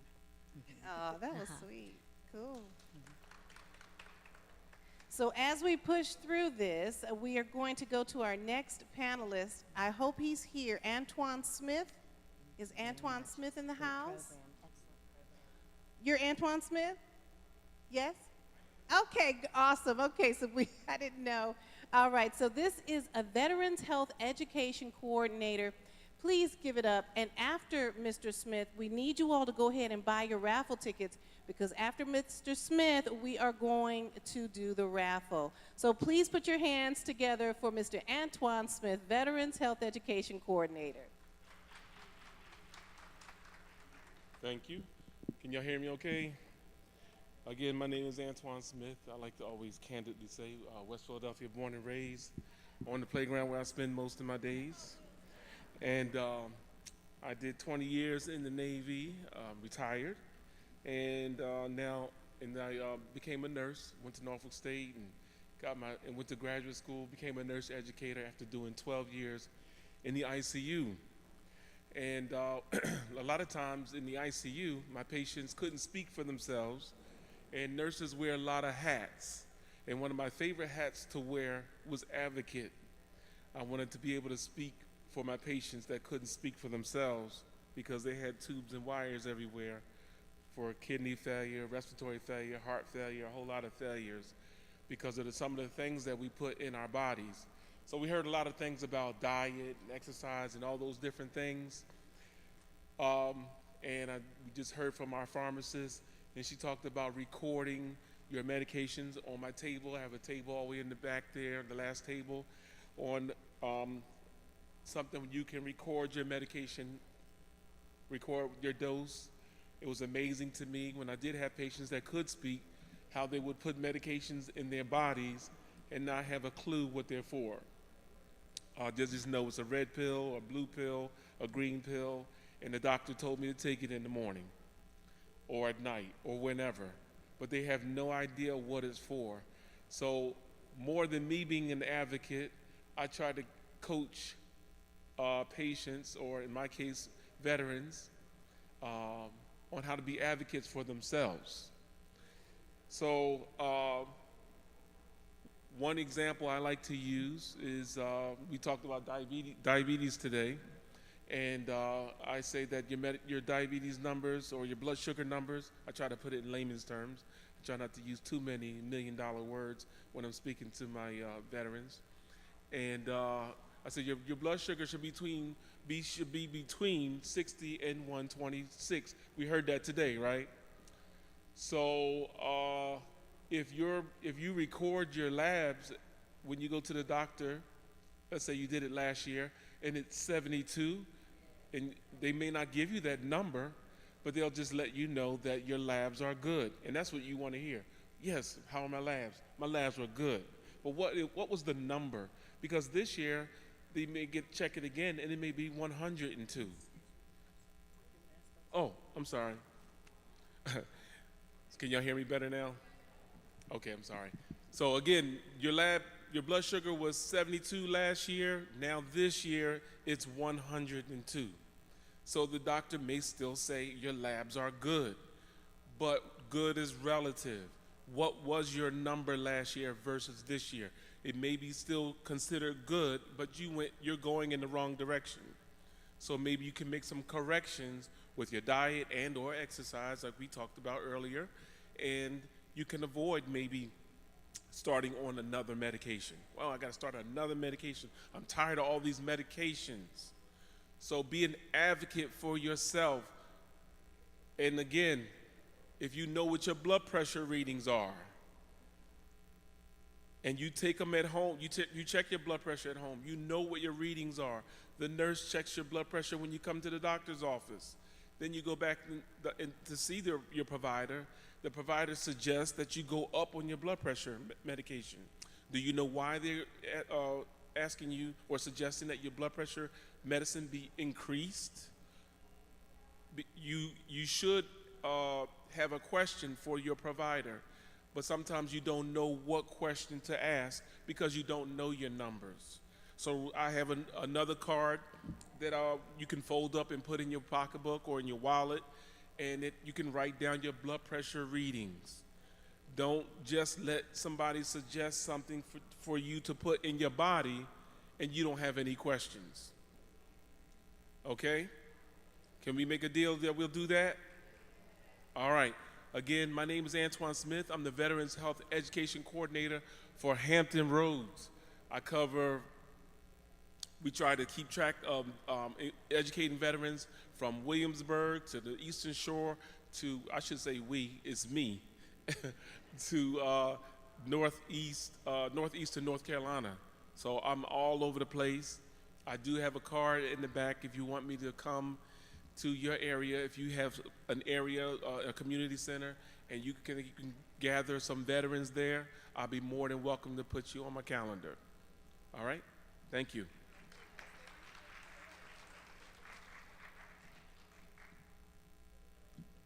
So first of all, do we have any questions? Any questions from the audience or texted from virtual world? No text? Any questions from the audience?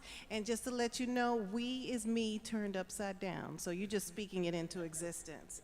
So once again, give it up for Veterans Health Education Coordinator, Mr. Antoine Smith. And we're going to get a picture with him right now. And those of you who are still here, who got your trophies, if you didn't get a picture with Miss Ellen, come on up here real quick right now. Candace, I know you one of them. You want to get a picture with your trophies. She says, oh, yes, I do. And while we are doing all of that, I want to shout out our vendors. And did you all get your raffle tickets? Because we're about to do the raffle. But our vendors, American Diabetes Association, Your Wellness, COVID testing and vaccine, Shades of Life, yes, Sight Forever, Health Spa, Health Spa Milestone, LLC, Miko Marsh, author, Care for Carers, Buttercup Face Painting, National University System, ANZ Lawn, Senior Services of Southeastern Virginia, Fortis College Nursing, Keller Williams Coastal Virginia Realty, and Sweeter Than Sweets. And I'm going to stop at Zeta Phi Beta Sorority Inc. because we have some more. But are we ready to do the drawing? Well, I tell you what, we'll get Miss Robin Valatuto of Praise Radio. She is the general manager. Please give her a hand. She's going to be doing the drawing for the radio station. This is my boss, y'all. Thanks, Coco. Isn't she amazing? Thank you. And we love to give a shout out to Fred McKinnon, comedian Team Fred. He's also a part of our team. He, along with me and our operations manager, Julian Joyner, we host a Saturday show that caters towards our veterans and service member families. So tune in to us every Saturday, 8 a.m. And then Coco's Worldwide Gospel, I'm messing it up. And she named it. She don't know. Cocoa Butter's Worldwide Inspirational Gospel Show tonight at 10 p.m. on Praise. And guess what? You can learn all about our programs. There's a full lineup, as well as our network syndicated programs on our website at praise1049.com. And please visit our events calendar. If it is free to get your event on our events calendar. So if that's something, you've got something coming up, stop by our table, grab my business card, and just email the information to me.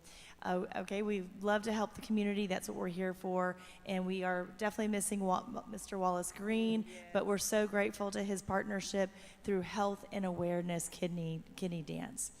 We also do want to do a quick shout out to our colleague, Mr. Willie Brown, who is also another big player in today's event happening. He just had surgery, so he's tuning in from home. Hey, Willie. But we just have a small token gift to give away from some of our partners. I'll let Coco share what the gift is, and then we'll do the drawing. Okay, the first one we're going to do the drawing for is, we're going to do this, and oh, it's just one. Okay. So the one drawing gift will be a CD from Gene Hoskins' Homecoming and a $25 Mon Jay's Day Spa gift certificate, as well as you're gonna get a 20. I'm just seeing this for the first time. I apologize. And a $25 gift certificate to HP Music and Arts gift certificate. So that's what you're gonna be getting. Okay. So do you want to do the drawing? Who wants to do the drawing? I don't want anyone to finish. We'll bring Miss Energy up. Candace, woo! Intense fire. So dig deep, Candace.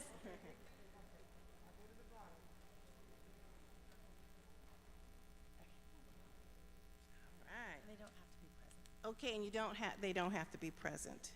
And it is Deborah J. Morris.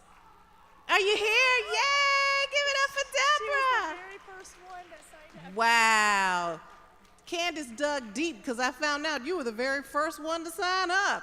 So congratulations, Deborah J. Morris. Oh, yeah. So thank you so much for letting us take a moment to say hello and to share who we are. And I also want to just wave to so many of our clients are in here today as vendor setups, Mr. Barbara Gibbs, Dion Gibbs, Deborah back there, Claudia Lynch with Diabella. Thank you all for supporting Christian radio programming. Our general manager of Praise Radio, Miss Robin Valatuto. Okay, yes, give it up for her. Give it up for her. She works hard. You know, most general managers don't come out like this. She goes everywhere. She is everywhere. Okay, so I believe that our next panelist to come up, I hope he's still here, Kevin Lyles of LifeNet Health. Kevin Lyles of LifeNet Health. Is that you, sir? Come on up. Give him a hand, you all. This is LifeNet Health, Mr. Kevin Lyles. And for the raffle, they will take Cash App. They're $5 a raffle ticket. How you doing, sir?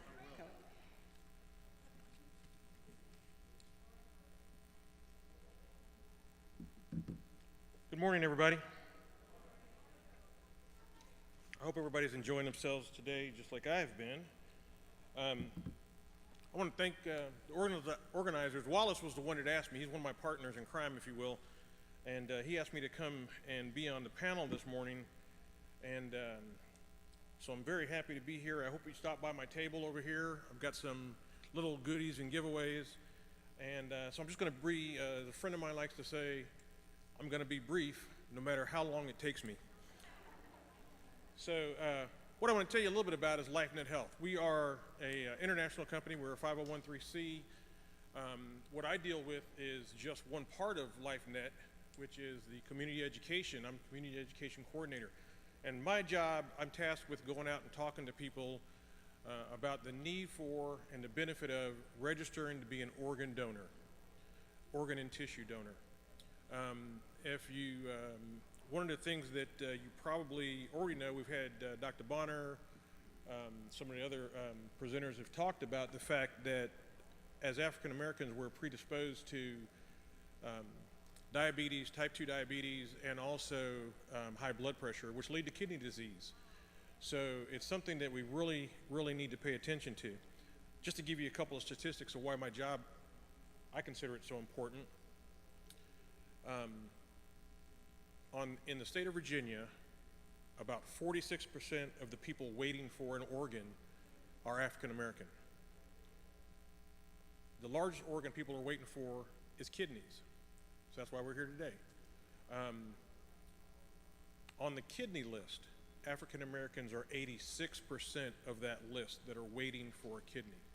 I've had several people stop by my table already today and say they know people who are waiting for a kidney. My friend's waiting for a kidney. My friend's waiting for a kidney. We saw a lot of the people that were volunteering this morning that came up and said, I received a kidney. And if you know Wallace, you know he's actually received 2. Okay? So it's something that's very important to our community. Now, I found it ironic that several of the people who said they have good friends or family waiting for a kidney weren't registered donors. They're not registered on the list, and so I offered them one of these cards, which is, now we want everybody to be a donor. It doesn't have to be ethnically matched to be a good donor. The success rate goes up if we have some similar backgrounds. But we have a program that's specifically designed to benefit the African American community because we are on the top of the list for need, we're on the bottom of the list for participation, and we need to increase that. So part of my job is just to go out and kind of dispel myths and educate folks on the benefit of and the need for. Give you an example why this is so important. One person potentially can save 9 lives with their organs. 9 lives, that's huge. And our program's called the One Hero Program because if you can do that, you're a hero. You're a hero to your family, to your friends, and to your community. One person can enhance the lives through tissue donation of up to 150 people. Think about look around, see how many people are here, multiply that by 150. How many people you can affect, positively change their lives. I always think of the Pantene commercial, and then one, you know, you've seen the commercial.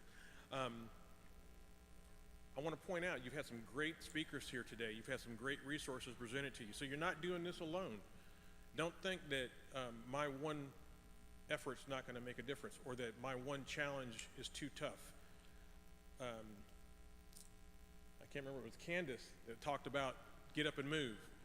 And so, you know, my dad is 86, and one of the things I try to get him to do is like he's got a cane, and what he and I do is we walk the circle inside his house. I just want him to walk. One time around. Next week we're gonna do 2 times around. You can do anything. I used to have a boss that said, "Why accept good when better is available?" I want to talk about, we had a wonderful presentation by our pharmacist, and she told you about your list. Now, with my dad, who's a senior, several times when we've had to call in 911 or something like that, I have his list. So I want you to encourage you to make sure that you're taking care of the people in your lives. Get their list too. Know why they're taking their medications. I want to say that all of this is great information, but it's no good without a call to action. If you're not coming over to my table and registering, it's just, a thought in the wind. If you're not getting up and doing like Candace said and walking a little bit, it's just a thought in the wind. All of these things are things that we control, that we can take care of ourselves. And there's an old saying that says, if you don't make time for your health now, you will make time for your sickness later. And that's the most truest thing I've ever heard. So I just wanted to come today and tell you I'm available if your organization needs a guest speaker. I have a very good program that I can bring to you, some very good information. Part of my job, like I say, is to dispel myths. And I'm happy to come and talk to you about that. Does anybody have any questions about anything about organ donation? There's an online question, and there is a question about the organ. Are organ tissue donation experimental? Okay, so the question that we got from online is organ and tissue donation experimental? So that's kind of a broad question. I'm going to try and piece it up a little bit. Organ donation is not experimental. Everybody, I would be surprised if anybody in here doesn't know a person who's had a kidney, a heart, a lung. Personally, in my family have had people who've had heart transplant. One of my good friends that I went to high school with had 2 lung transplants. One of my good friends, and one of the things I always talk to people about the reason I came to LifeNet Health, I have a good friend who 5 years ago needed a liver. He was on death's door. And he walked past me and he said, "Hello." I didn't even recognize him. He was that changed. He had lost about 50 pounds. He looked gray and shallow, and then he just looked bad. I heard his voice. I recognized his voice. Young woman passed away. He received a liver, saved his life. Just this past December, he walked his daughter down the aisle at her wedding. That's the reason for organ donation. Forget all of the facts and figures. That's why you do organ donation. But it's not experimental, and it's something that has been going on for quite a long time. LifeNet Health has been around since 1982, and we are the designated federal organ procurement organization in the state of Virginia. And at your death, if you've registered, they come and they notify your family that you have made this decision. And we always encourage you to talk to your family beforehand. And if they haven't registered, they're also going to come to your family and ask you to make them a hero, turn their grief into somebody's hope. That's part of that. The other part of it is, do we do research? Yes, part of your tissue samples, or if organs can't be donated for some reason and there's a very small window and a very definite way things have to happen for you to be an organ donor, then they might go to research. And one of the things LifeNet Health does is trying to improve people's lives by doing some research on tissue and organs. Our tagline is saving lives, restoring health, giving hope. And I think that kind of sums it up. And like I say, my friend Jeff, when I talk to people about the fact that if you can see the smile on his daughter's face when she's arm in arm with her dad, and her name's Courtney. Courtney grew up with my kids, so it's kind of a personal story. But that's one of the things that if you ever wonder why, see your grandkids grow up. See some, give that hope to somebody else. Any other questions? Yes, ma'am. Who can become an organ donor or a tissue donor? Fantastic question. The question is, who can become an organ or tissue donor? The question is, the answer is, everybody is potentially an organ donor or a tissue donor. A lot of times you'll hear people say that I have X health condition, and so my doctor says I can't be an organ donor. I would say sign up anyway and let the doctors who do organ transplants determine that. Your doctor's a general practitioner, or maybe he is a specialist, but he's not an organ transplant doctor.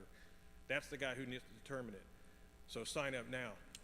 If you're overweight, if you're underweight, if you're too old, if you're too young, all of those people can be organ donors. In the state of Virginia last year, I believe the youngest donor was 7 months old, which is a sad thing. Babies die. But that baby and those parents made a courageous decision to take their grief and turn it into another parent's hope and save another baby. Okay? The oldest donor last year, I believe, was 83 years old. It doesn't matter how old you are, it matters how used up your organ is.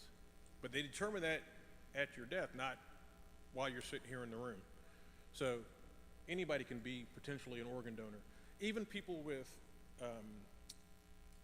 Hep C, HIV, all of these things. Now, an HIV donor can't donate to anybody else but somebody with HIV. So even those people who are chronically sick, chronically ill, can be organ donors. You can have cancer and potentially still be an organ donor. So there's a lot of different things. So don't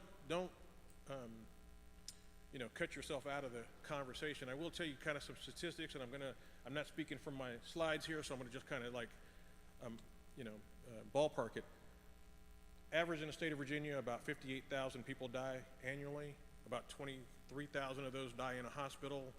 Out of those, about 2,500 of them may be considered eligible for an organ donation, and because of the way things happen, only about maybe 150 of those will actually end up being an organ donor. So think about that. You started off with 58,000 to get to 150. That's why it's so important that so many people register. On the National Register, the figure I heard is that there are already 145 million people on the registration, and yet we still have 120,000 people waiting for an organ. Any other questions?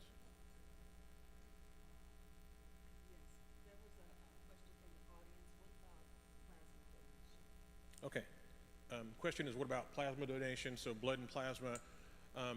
Those are all things that are very important. Those are a little bit easier decisions because they're live donations. And so we encourage those too. There's always seems to be a need for blood, plasma. One of the other things that in the African American community that we also are lacking is the donation of bone marrow. And so if you can do any of those, please get started. Somebody needs something. There's a button on my table that says, please don't take your organs to heaven because heaven knows we need them here. And that's very true.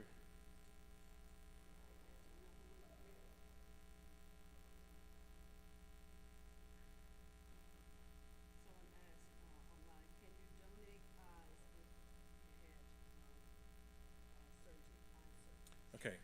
The question is, can you donate eyes if you've had eye surgery? And again, a qualified yes. Unfortunately, they don't have the ability to do like in one of the futuristic movies where they take your whole eyeball and donate your eyeball. What they take is your cornea. And so one person can actually give sight to two people. And the reason one person can do 9 organs save 9 lives is because some of your organs can be split. 2 lungs, that's 2 people. 2 kidneys, that's 2 people. Obviously, only 1 heart. You can do a pancreas, intestines. The liver has the distinct, really cool thing about it that you can donate part of a liver. So 1 liver, they always count as 2 people, but I've heard that it can actually be 3 people. So the key around all of these things is just to register. Get registered so that at the time, and I always talk to people about whenever you make decisions, think about the decisions you make in your life. There's only really 2 things that go into them: facts and emotion. Okay? Right now, I'm telling you a bunch of facts. 1 person can save 9 lives. 1 person can enhance the life of 150 people. Be a hero. Isn't that great? When you pass away, when you die, and your family's in the hospital and they come talk to them, they're not really in the mood to hear those facts. They've just lost somebody they love. It's a lot easier decision to do it now, and you get to be the hero. You get to be the one that says, I want to give life. I want to give hope to some other family with my death. And then we ask you, talk to your family so that they are comfortable with your decision. And at that time, they can actually celebrate your life because you did give that hope.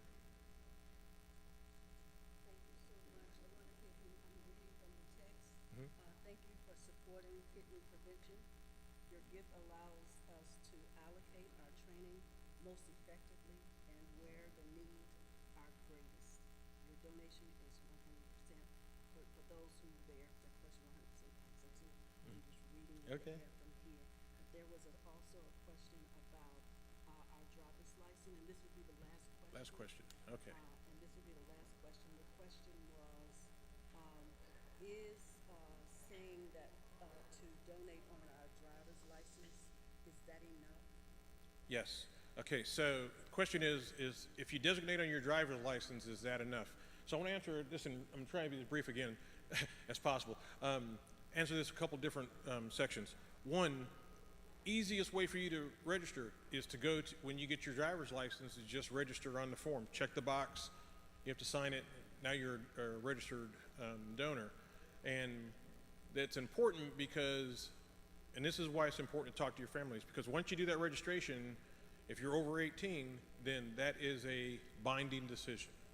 Okay, you can always change it. You can change it that next day, whatever. But at that point, your family is not going to come in and say, I changed my mind, I don't want to do that. One of the things you can do as an organ donor is you can actually designate what you're donating. So if you just want to do eyes, you can just do eyes. If you just want to do lungs, kidney, whatever, you could actually have some control over what gets donated. But DMV is the easiest way to do it. You can do it online on DMV. You can do it at DMV now that they're opening back up. And that probably is 90+% of the registrations that take place. Thank you so much for letting me come today. Please come by my table and register if you're not already a registered donor. Thank you. Mm-hmm.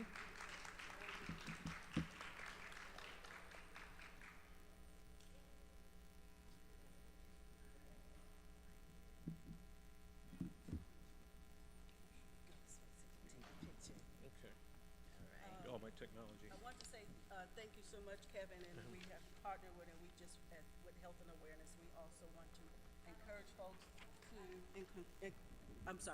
encourage folks to donate, and we are a part of that as Health and Awareness. We do believe in doing those donations of organs and such, so we do believe in that. Lyle, thank you so much. So once again, please give it up for LifeNet Health's Kevin Lyles, and his table is back there. And also, if you would like to make a donation to Mr. Wallace Green and the volunteers of this wonderful organization, the Kidney Health Fair, World Kidney Health Day, you can Cash App. What is the Cash App? What's the Cash App to make a donation for World Kidney Day? $, capital ESP, 56. Did you all get that? Health Awareness Kidney Dance website. You can go there and make your donation. Again, that's Health Awareness Kidney Dance. This has been so educational. Again, I want to shout out some of the vendors. I stopped at Alpha Kappa Alpha Sorority Incorporated, Lambda Gamma Omega, drink Kagan water, and it tastes so good going down, down, down, down, down. He's going to come up here in just a minute, but he is vending with Kagan water, free tablets, Kids, Kin, and Caregivers, Neighborhood Harvest, Modern Woodman, Fraternal Financial, Sight Forever, Mary Kay, and of course, LifeNet Health /Donate Life Virginia. We have a generous donation have a generous donation. You come on, you go ahead, tell them. Get right in the mic now. Your Wellness. I just want to. I know she didn't want a spotlight, but Yours Wellness Inc. has just donated $100 to help with our operation. Thank you so much.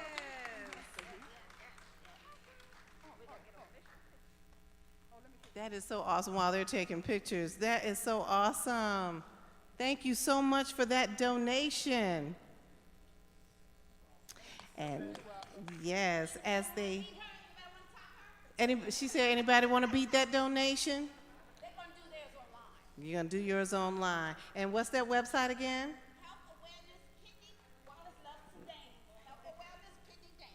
healthawareneskidneydance.org. .com. healthawareneskidneydance.com. And yes, then Mr. Wallace Green, we sure did miss you. And Willie Brown too. Look at the two colors, brown and green. We would have loved them to have been out here with Candace Alexander dancing, because Willie can cut a rug too, and Mr. Wallace Green. So I need to find out, because I don't want to omit anyone who was on the program who we thought was not here, but they might have come in. So I want to see if Colleen Downs, come on up here, girl. I didn't know you were here, and I'm glad that I did not omit you, from the American Diabetes Association, from Seniors Service of Southeastern Virginia. Please put your hands together for Colleen Downs.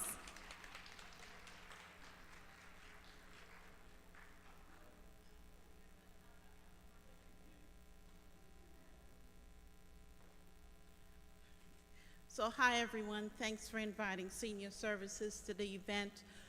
Of course, I'm not one of the medical experts, but I'm sure everyone may have a friend, a church member, or a family member that's 60 years and over. We're Senior Services of Southeastern Virginia. We're an area agency on aging. Our goal is to help seniors remain in their home and in their community with dignity and respect. We provide, even though we serve seniors, we also help anyone that are Medicare recipients. We assist them in reviewing all of their Medicare to find more appropriate pharmacies with lower costs, as the pharmacist was stating. Some of the services that we provide for clients that you may, or loved ones that you may have that needs to get to dialysis or to the doctor, 60 years and over, we have medical iRide at no cost, since we are funded by the state and the federal government. If they choose to do a donation, they can, and that's provided Monday through Friday between 8 a.m. and 3 p.m. And of course, they can call Senior Services. I do have some brochures on the table. That number is 757-461-9481. For anyone that's 60 and over also, we provide Meals on Wheels. If they're 60 and over and they're homebound, the meals are free. They're delivered to the home by volunteers. It's free because, as I stated, we're funded by the state and the federal government. We also provide short-term personal care or homemaker services for anyone that's 60 and over, or for anyone that's caring for a loved one that needs some respite. And the services are usually like a stopgap if you're waiting for veterans care, if you're waiting for Medicaid, long-term Medicaid, and it's typically lasts for 90 days. And the hours are typically between 8 hours a week to 10 hours a week. So those are some of the services that we provide. We also provide a wellness program for anyone that may have diabetes or any chronic illnesses. We actually provide like a 6 weeks activity-oriented program, and I have some brochures in the middle table, and you can also give us a call and inquire about that. We have one of our options counselors who's a social worker, Janet Woodley, that's here with me today also. And so the options counselors will be there to provide the caregivers with information, provide the seniors with resources, and information in the community. And we also work with several community partners. We work with United Healthcare, Optima, all of those agencies, and also provide services and, you know, work together with all of the community members. Does anyone have any questions? I know I spoke pretty fast.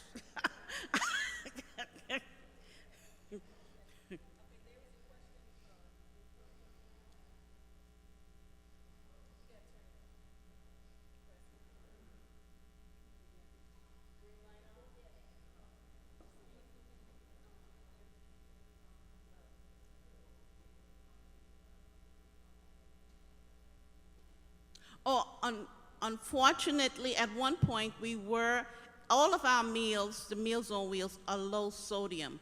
At this time, the state have not approved for us to have any diabetic or renal failure meals. We did inquire about it, but the state have not approved it. Also, just that you know, if you know anyone 60 and over and are also experiencing any financial hardship, at this time we have some limited funding that we receive from the state that could assist them with their utility bills, or even getting a medication that's too expensive. So feel free, please, you can also check our website out. We're also on Facebook at Senior Services of Southeastern Virginia. Yes. 60 years and over, but anyone that receives Medicare, we can assist them in going over their medications, making sure that they're connected with the right provider, with the right pharmacy, so they can have, more effective, be able to pay for their medication. Okay. Any other questions? And also, if you're a caregiver and you're assisting someone that, you're taking care of someone that's 60 and over, do call, because we can provide you with respite care also. Okay? Okay, thank you very much. Okay.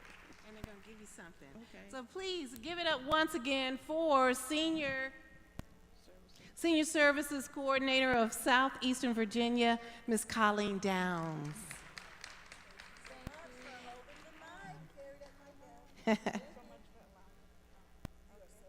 And all the volunteers have been so awesome. These mics are so pretty. Microphone. I want one. Can I get one? No, I'm just kidding. Okay. Okay, and for those who had questions earlier, I do apologize. I did not know that some were coming in from the virtual world. So please charge the brain, not the heart. And we're going to keep it moving. We have online virtual donation. We have an online virtual donation. It was $100. Pastor Glenda. Oh, Pastor Glenda, thank you so much for your donation. That is so awesome. Not only was she volunteering on the virtual side, she also donated. You can do the same if you'd like. All right, so we're going to go ahead and have the drawing. Is that okay to get the drawing going? And we're going to have a $50 Diabella Spa gift certificate to give away, as well as the big $700 one. But for this, they have to be present. Okay. All right. I'm going to go ahead and pick for time's sake. And the number is 2. Okay. All right. I'll throw this back in.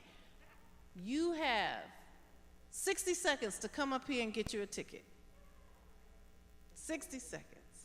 $10 will buy you 3, $5 will buy you 1.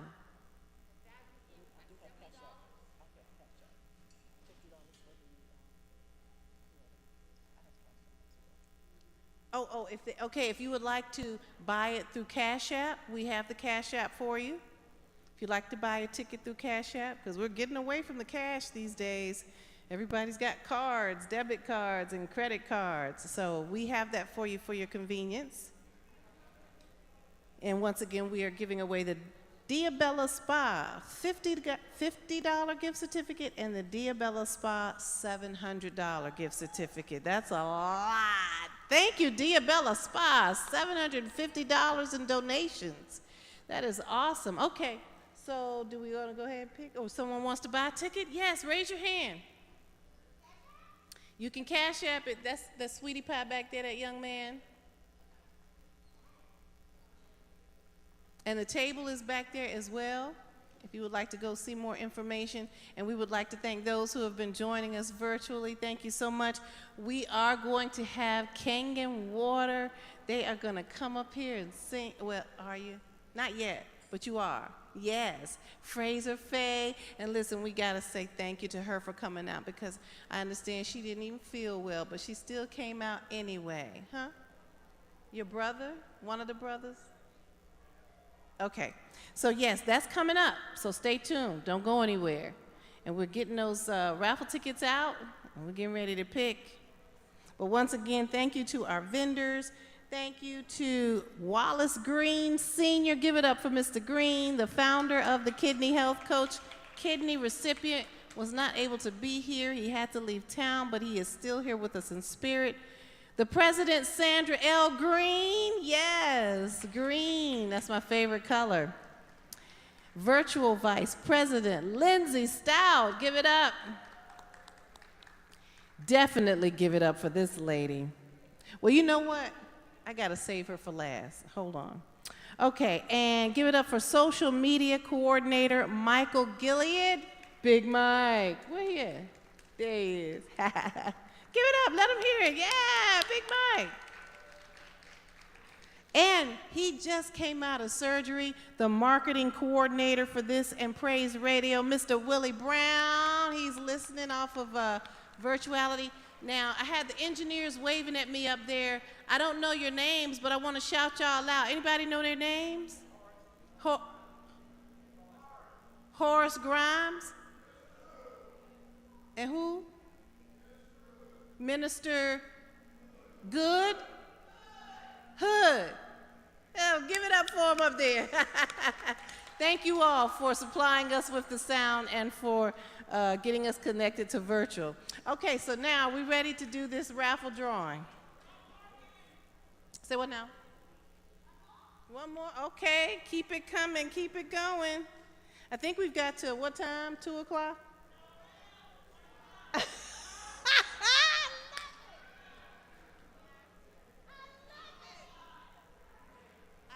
Love it. She said, no, ma'am, 1 o'clock. Okay, so what time is it? Time check? 1:08. What time are we supposed to get out of here? Oh, we 8 minutes late? Okay, well, come on, we got to do the drawing.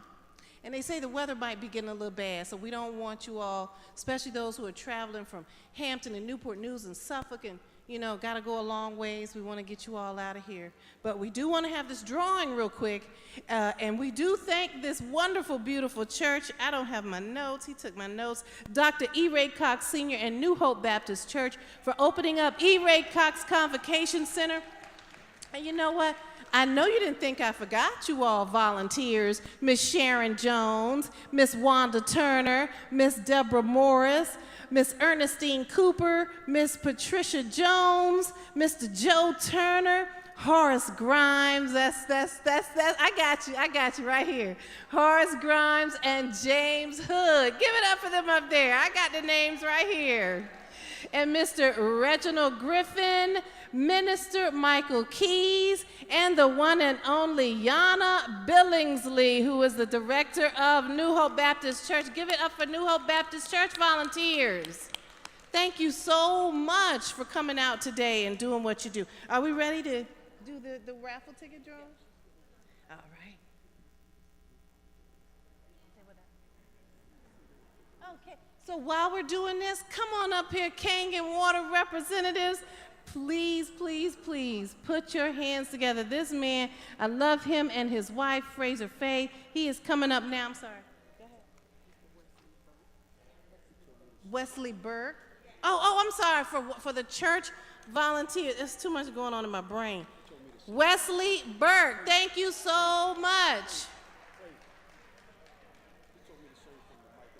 Okay, yes. So please put your hands together for the Gregory Brothers and Fraser Faye.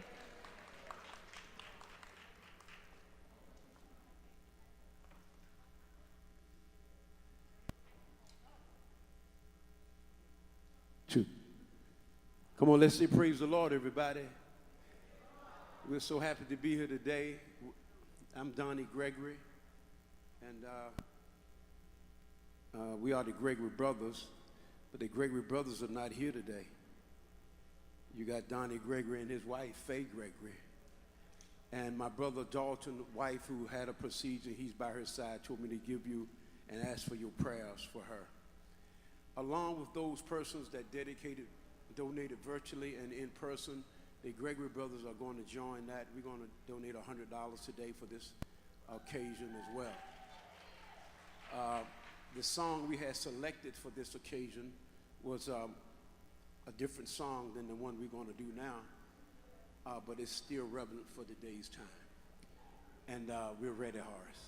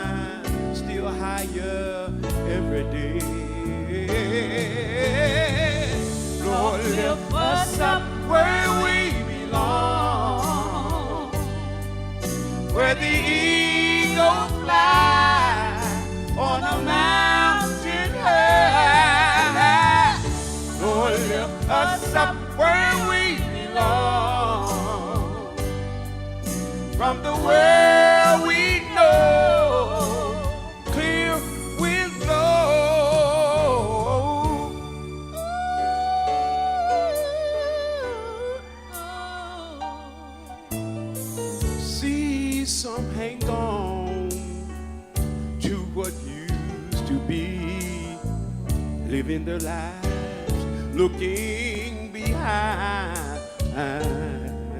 All we have is you right now. Our lives are in you to find. But the road is still so very long, and there are in our way, but we won't worry, cause with Jesus we'll climb higher every day, every day. Lord, lift us up where we belong, where the eagle flies on a mountain high. Lord, lift us up where we belong, where the eagle we know, where the clear winds blow. Times go by, sometimes we'll cry. He'll wipe every tear.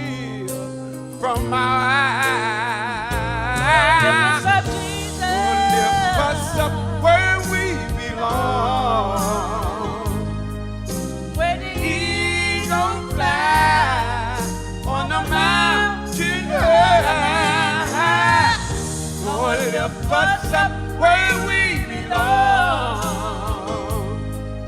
From the well we know where the clear wind blows.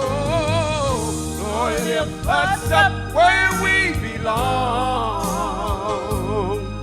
Where the eagle fly on the mountain high. Lord, lift us up where we belong. Where the eagle fly on the mountain high. Lord, lift us up where we, you and I, we belong.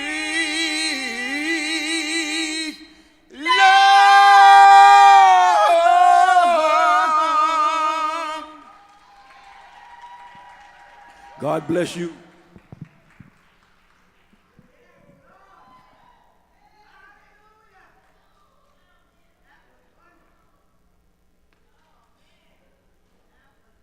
Give it up once again for Donnie Gregory and Fraser Faye. Oh my God, that was beautiful.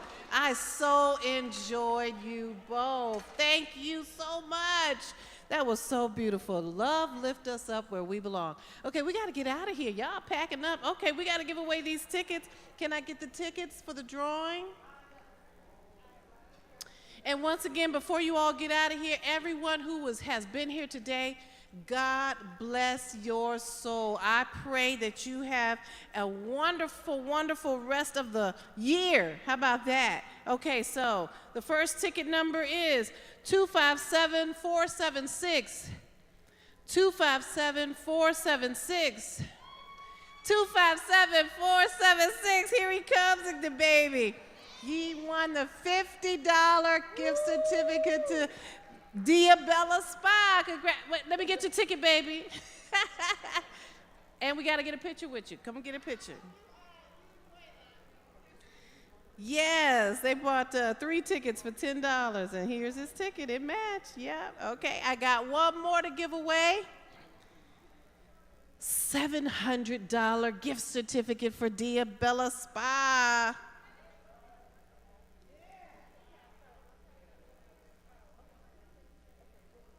Are we still virtual?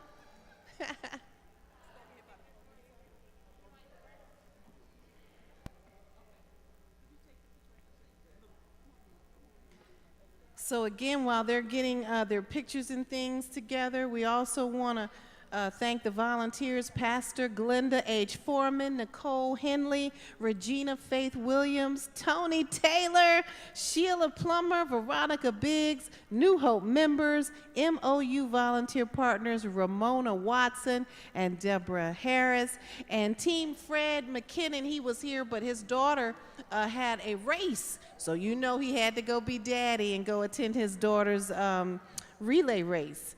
Also, Mr. Green, if you're watching, we love you, we miss you, we know that you are here with us in spirit. Our sincerest condolences for your loss, but thank you so much for still coming through with your team that has stepped up and represented you very well today. So Wallace S. Green, we love you. Caroline Fornshell, who was our dietitian who spoke today. Our panelists, Dr. Anthony Zaleski, our nephrologist, Dr. Bonner, American Diabetes Association, Colleen Downs, Senior Services of Southeastern Virginia, Eleanor Nolan, pharmacist, Antoine Smith, Veterans Health Education Coordinator. And did Rakia Smith ever make it? I think she did not make it, but thank you for trying to make it. She would have been our Health Initiatives Manager speaking. And Stacy Russell, did Stacy Russell ever come in? Because we didn't want to skip anybody. She was going to be our Health Clinical Director. And of course, Kevin Lyles, whose table is over there with LifeNet Health. We want to thank all of our panelists, and we definitely want to thank our sponsor that I come from, Praise Radio, Miss Robin Valatudo over there representing Praise Radio. Whoop, whoop. Yes, and thank you for the donation that you gave for everyone to get a chance to win. And now the $700 Diabella Spa drawing is now. Get your tickets out. we have, and you must be here to win, 257-475. 257-475. You know what? Wait a minute. I think so, because they bought 3. Okay, so pull that one again. Okay. No, I got it. We got to get, yeah. Thank you. See, they bought 3 tickets for $10. All right, but we're gonna give someone else a chance. 257-472. For real? Look at Robin! You won a $700. You know you need to get that to me. Congratulations, Robin Valentudo of Praise Radio. Yeah, and she wanted it and you got it. Congratulations. Gotta get a picture. No, you bought a ticket. Yeah, you bought a ticket, so congratulations. She's so good. She's like, is it wrong to keep it? No, she spent her money for it. So again, if you would like to donate, you can always go to healthawareneskidneydance.com, healthawareneskidneydance.com, and we have some more events coming up. I want to give you those dates real quick because I don't want you to miss out on any of the events coming up the rest of the year. You've got the American Diabetes Association Tour de Cure. That's going to be happening Saturday, April 30th at Windsor Castle Park in Smithville, Virginia.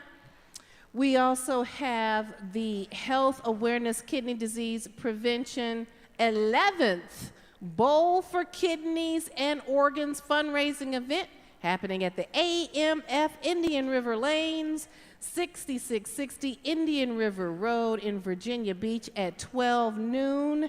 And that date is June 18th, right before Juneteenth, okay? So mark your calendars for that.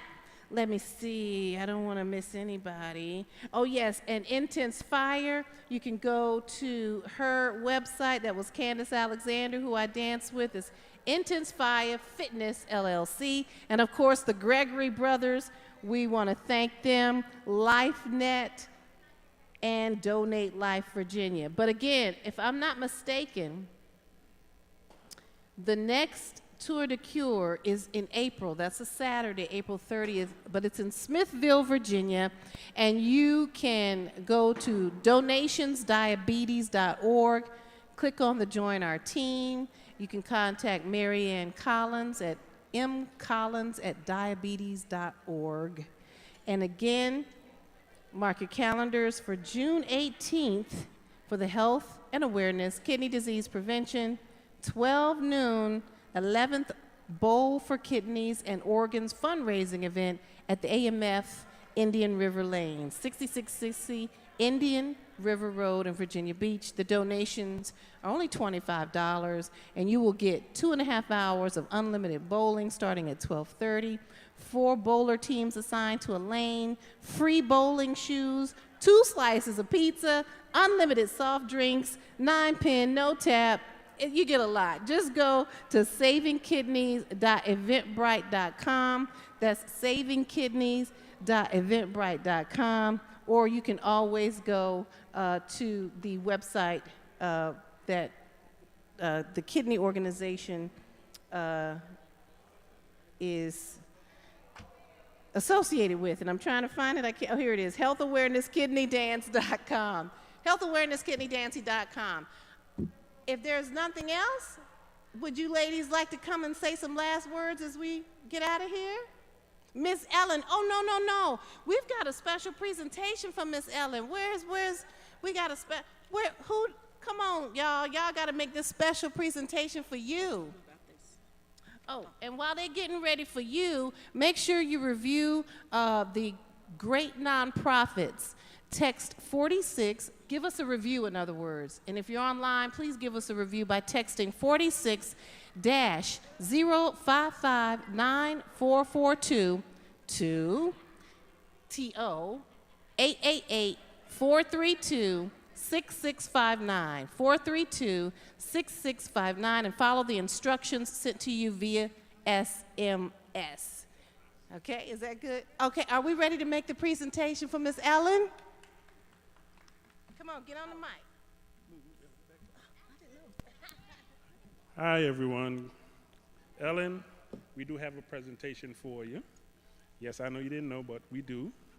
And Mr. Green wanted to give you this for all of your hard work that you put in for this event, and give him all the assistance he needed, even though you always threatened to take the gloves out on him.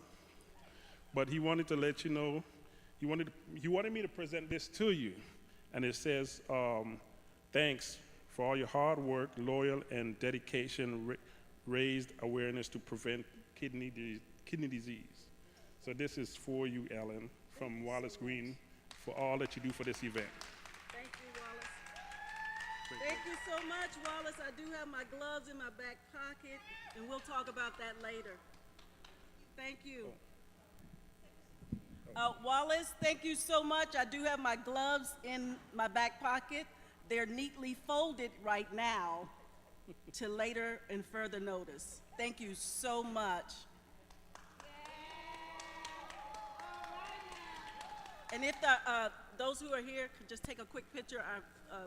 Thank you so much for the people at this church. I'm sorry, I'm new to being here. Thank you, Coco, and everybody here. Thank you guys so much for making this happen.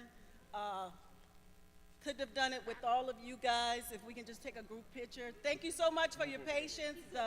Yo-Yo, thank you. Thank you so much. I'm sorry, I call her Yo-Yo. Please don't get me. Yana. Thank you so much. Come here, Yana. I want you to hold your one.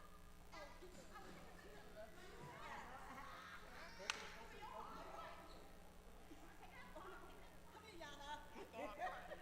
Thank you so much for having patience with me. I'm not giving you no water. Thank you so much.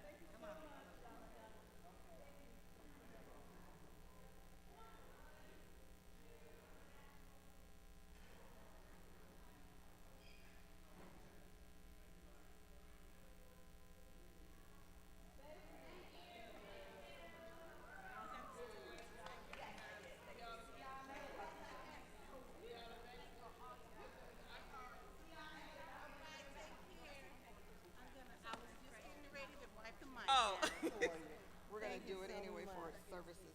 Oh, is service tonight? Tomorrow. Oh, tomorrow, right. We have to spray the whole area. Okay. I guess you can turn this mic off. Thank you, gentlemen up there. Thank you so much.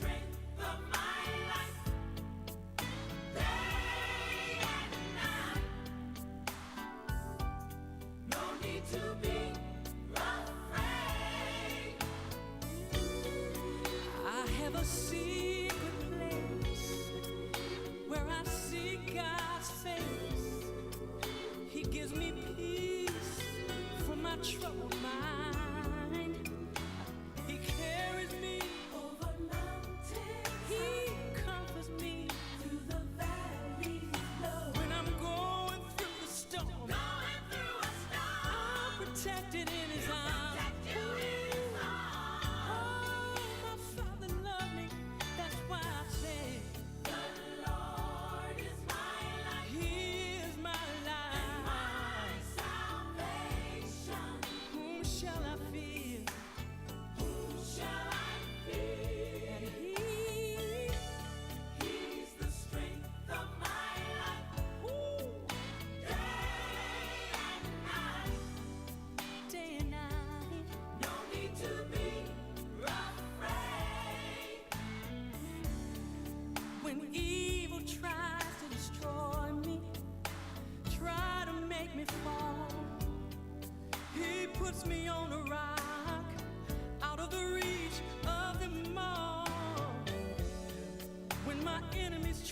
hurt me, I don't have to worry. I'm in his care, not just here, but